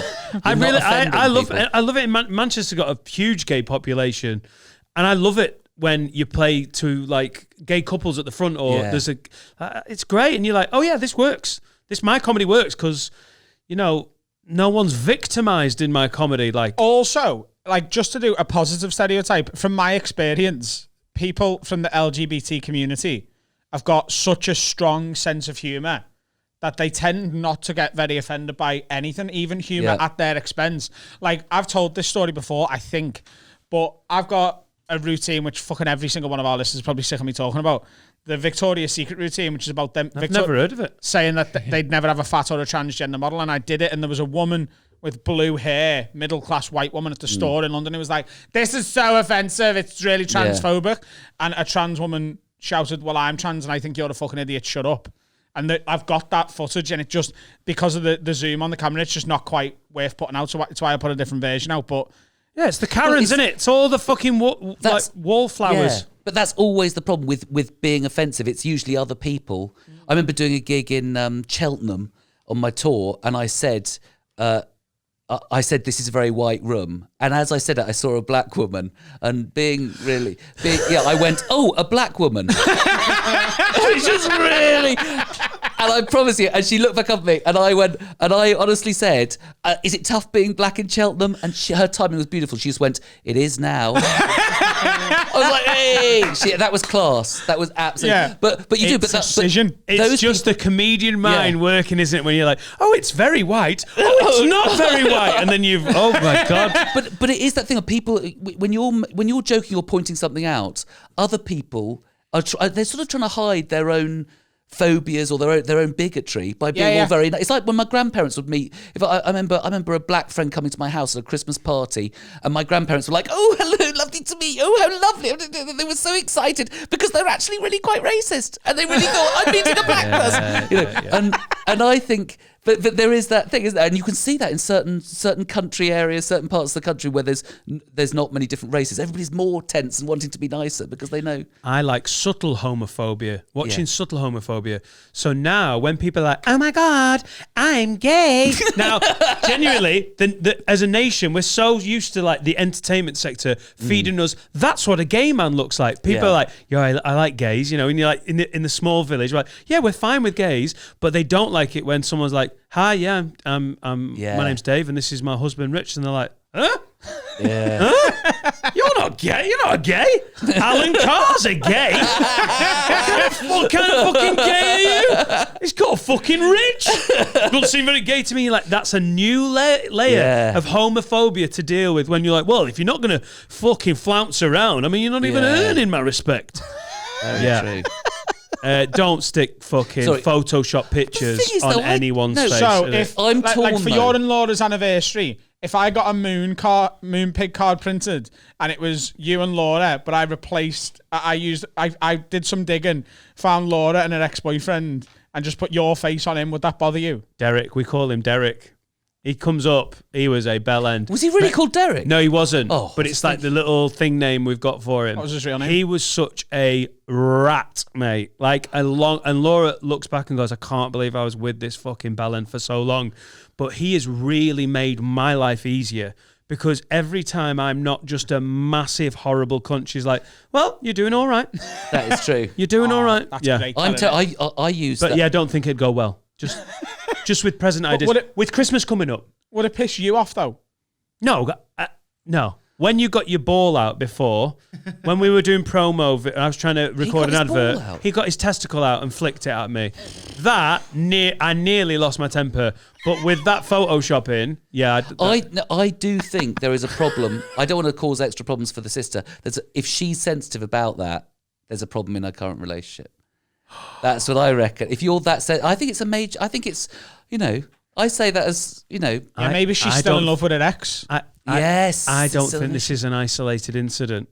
No. I think this guy has photoshopped a picture, gone, I'm doing a joke. I'll have a word. I'll write in and tell them. I don't think this is the first instance of bellendery that he's fucking... Yeah, so I think it might be... just fed up with him. I mean, he's one of ours. You can tell he's one of ours. And I love him, but I don't think this is... What have I ever done before? I think if the sister wrote in, we'd have an itemised list of fuckwittery. Good one, though. Sorry, Lyd, we're not on your side on this one, but... I am. I think what you did was funny. Course Adam is. Well, yeah, I'm up for any joke, do you know what I mean? She needs to fucking wise up, doesn't she? Yeah. She just needs to chill out. No one likes a fucking uptight lesbian. Be sound. I want a sound lesbian. That's the end of the trailer there. Yep. I've laughed a lot today. Like, my Got one rib more? cage is hurting, yeah. All right, Lids, please settle a currently family argument. What's lids? Lids is like scouse for lads. Oh. It's Was like that just deliberately to be different? Sort of, yeah. Yeah, just say lads. Sorry. Right, okay. Well, that's not going to go down well on Twitter, that mate. kind of affected. no. We're different here. Hal doesn't mind pissing off scousers though. Have you been to Newcastle upon Tyne? What's this voice you're doing? How weigh the lads? Silly, talk properly. My goodness me. Didn't you do a routine in Liverpool about how you should you can't get your head around anyone picking Everton? It's not even a routine. It's not even a sorry, but it's not even a routine because it's just I genuinely feel it. I feel if you're from Liverpool and you have a choice, and I know you're an Everton fan, aren't you? I don't know why you would support Everton, particularly the charisma, the strip of Liverpool. I don't know enough about football, I must admit, but they always seem to have all the charismatic great players from the past. They've got the great history. When I'm old enough to remember the late 70s and turning on TV, Blues. Liverpool are in a final and they just always win it. You just go and you just and We would have Everton been just in more, but what happened? But the line is born, not manufactured. So what you said then was, if you've got the choice, Everton fans don't have the choice. You're born into a family. You do have the choice. Isn't No. Isn't there some people that are born on the ground? Your body, your They real were babe. born into it. On They the were ground, dragged so into near it. it. This is so. Hello, you're all the north to me, but the grounds are really near each other. Yeah, so it's family based. I love My Hal's... granddad was an Everton fan, so I'm an Everton fan. It's just the way it is. Oh, I don't get to choose. But you know Chris Cairns, isn't he Liverpool? His wife's Everton, or was it the other way round? I know he's a Liverpool fan. Yeah, So but it's his that's wife. allowed. I mean, born in. Oh right. Like my granddad's an Everton fan. I don't get a choice. Oh right. So you're angry really because you're stuck. You're stuck with the unfashionable. I'm an Everton team. Top of the league. We're top of the league. See, the thing is, I'm not even watching football at the moment. It's I true. love your But I just approach think- to it. Like, why would you not just pick? They've got a bigger stand and they've got better facilities. Red's my colour. It brings my skin out. It's Dalglish. It's Emlyn Hughes. I mean, it's that old. Going back, and even I don't know. I just find the Liverpool but team. Everton in the 80s, we were a big team. How fuming he is. Have you seen, normally, Yeah, but- we get emails about his sultry voice and it's fucking gone. It's gone from, I'm Carl, South Liverpool, Ringo Starr, Thomas the Wank Engine. He's getting angry. And now he's like, hey! Listen up, everyone! It's me! Usually like, save it for the pod. Now he's like, do you want to shut the fuck up? Get yourself It's born, not manufactured. What you said then was like, if you got the choice, you don't get the choice. Okay. It's just you are a red, you are a blue. The ones who do choose, they can fuck off. They're the worst. They're not proper Oh, fans. actually, today I'm a Liverpool fan. How angry he is. Yeah. You in the mood? All right. You'd really enjoy it today, haven't you? No, but I did a similar thing. I've never been a proper football fan because my dad used to take me to rugby a lot, but I did used to go occasionally. Where I grew up in London, my nearest team is Brentford, and I'm a QPR fan because they're a little bit down the road, Shepherd's Bush, and I'm not even a proper QPR fan. I now live in North London, and somebody took me to Spurs quite a few times, and I quite like Spurs, so I'm pathetic in that way. I like a good game of football, and QPR, as I would say, QPR are like me. They've had a lot of money put into them. They have never really produced, and I just think that. So I've done the same thing. I was a QPR fan because in 1975, when I was 5 years old, first game I went to, my dad took me, beat Everton 5-0, and went top of the old First Division. And that season, 75-76. Sorry, this is just boring. They came second only to Liverpool. So it was like it's because I'm so old. My school was literally QPR or Liverpool. Like the way people are Carl now. talks a good game, but in 2005 when Liverpool won the Champions League, he did go to the parades to celebrate. Oh, you did? Of course I did. It was my city. My brother's a Liverpool fan. Oh, your brother is? Yeah, but we've got different. He'd love it if you didn't know that. So he's a Liverpool fan. He said, like, come along, it's history for the city. And I was like, yeah, of course. I was only a kid. Sold you down the fucking I was river only there, a kid. you closet red. How much actual violence? Sorry, you're trying to finish this show. No, it's fine. How much violence is there between Liverpool Everton fans? There isn't a lot, is there? It's not a lot Not of fights. violence, but like people say it's the friendly derby. It's got a bit eggy recently, hasn't it? Last 10 years. It's not that. It is friendly because Scousers can take the piss out of each other and not make it real. Yeah. So I can take the piss out of him, and there's someone else watching. It's like, fucking hell. But it is friendly. It's me taking the piss, and then I'm not asked. It's not religious. But there's households, there's families with reds and blues, isn't there? Yeah. My it's family not split. Yeah. So it used to be the only derby that wasn't segregated. Yeah. But that's changed now, though, hasn't it? No, not really. Well, obviously nothing. You still see, like, if there was...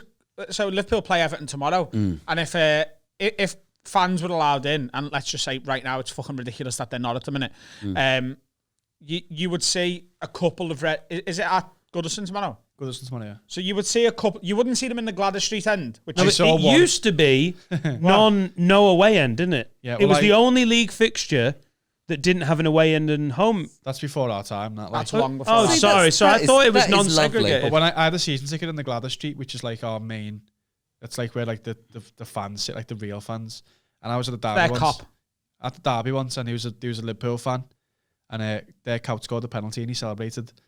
And before the Blues could get to him, the steward came over and went, lad, just get up, just for your own safety, just leave. Because you're going to get your head punched. Yeah, all right. Maybe I'm making it up. I was like, in my head, the Liverpool derby 10 years ago was like, we are the world. We are the people. And Adam's there going, fucking Dirk Cole, look at sexy bastard. Do you know all the sanitised stands, yeah? Yeah. But in the fucking real fans, no. Yeah. Do you know, the last football match I went to, because I'd literally go with friends who go, I've got a spare ticket last minute. And so I've been a lot to Spurs, then I fell out with that friend, and then I had an Arsenal friend.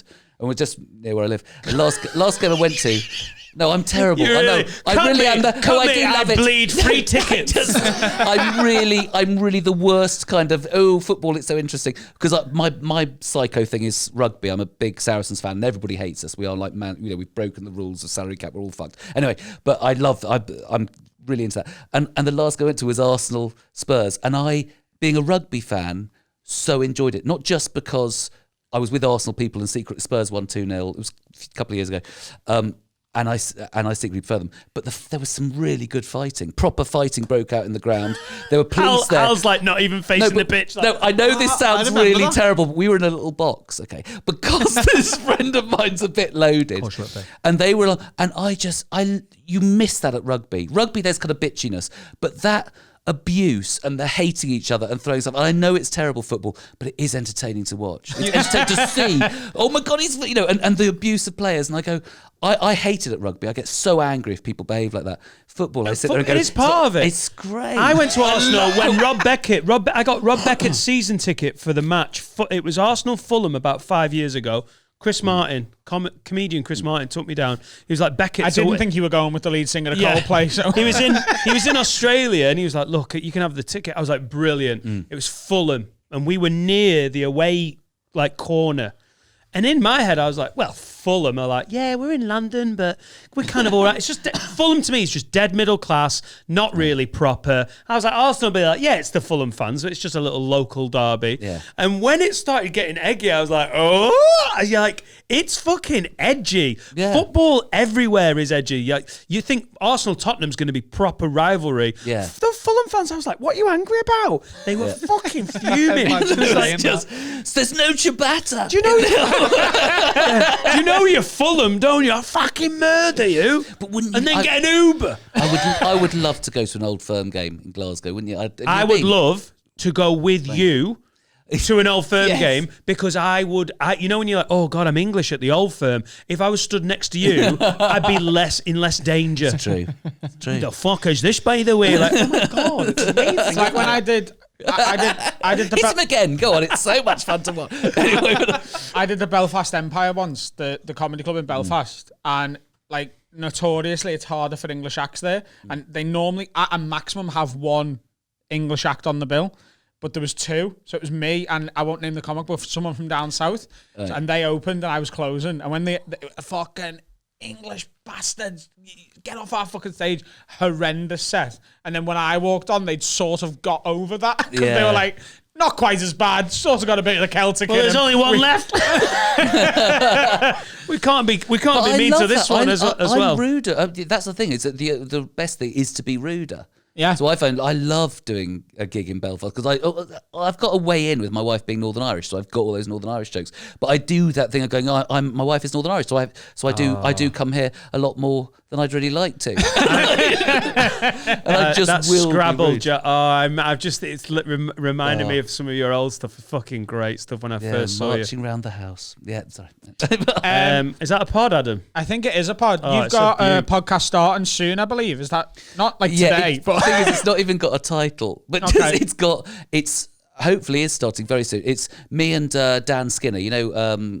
Angelos Epithemiou. Yeah. I'm terrible because he's a lot more than that. I love That's that character. his well-known character, yeah. And it is us talking about rugby, and it's just everything about rugby, and it's going to happen, but you won't know the title of it. So just look out. Just put Hal Cruttenden. What or is Dan your Skinner. social media? Are they all just at Hal Cruttenden? Yeah, at Hal Cruttenden. Instagram, which I don't do enough, at H Cruttenden, or is H Cruttenden. Okay. And I can't get a blue tick because someone's taken Hal Cruttenden. Or have you got a blue tick on Instagram? I have, yeah. How did you? Sorry, I had Knows a social people. media manager get in touch, and she did that for me because I just tried to do it, and they went no, and I'm going. But it's because someone else has taken Hal Cruttenden. Anyway, Yeah. I just think you should tell when you're at the Old Firm, I think you should tell the Glaswegian You know fucking what? crowd about this. Guys, I know you hate each other, Rangers and Celtic, but I haven't got a blue tick. imagine though if the chant starts, "Give Hal a blue tick." give Hal a blue dick. I always go Belfast if I go. Sorry, but Old Firm. My brother-in-law, who is from Derry and is hardcore Rangers fan and a bit Orange Order, and he'd be a sweet man, but he's Is he from Londonderry? Well, he says London. He gets angry when I there say you go. Derry, but I'm in Runcorn. I can say whatever I want to. I'm safe. But he did, and he does sometimes still go to match. So he could probably get me in with a whole load of hard wee prod fucking. I mean, we're vlogging that. Yeah, it would be great. I should record it, shouldn't I? I should get on that. Anyway. We'll put it on our Patreon page. Give it a follow. Give Hal a follow, and he's got a rugby podcast coming up. Yes. Man, it's been a pleasure. It's been an absolute pleasure. Please go and follow Hal Cruttenden on all social media. He's got a lot of Live the Apollo, McIntyre's Roadshow sorts of things on YouTube. If you want to go and check his stand-up out, he's on television all the time. If you love this podcast and you want more, go to patreon.com/haveawordpod. You get an extra episode every week. You get 24 to 48 hours early access to all these public episodes, discounts on merch, all that sort of shit. Discount on guns. Discount on guns. And if you need a speedboat in 6 hours, I'm your fucking nan. I'm your nan. Did you just say I'm your nan? I'm your nan. That's my new phrase. I'm not going to say I'm your man anymore. I'm your nan. She's a right dirty bitch. We figured out Dan's nan. Oh no, no, cha. Throughout her whole life, sat on about 190 miles of cock. Like accumulatively. Anyway, thanks for watching, guys. Thanks, Hal. We'll see you soon. Thank you. Nice to see you guys. Upset me, nasty bitch. Bye, Felicia. Cha!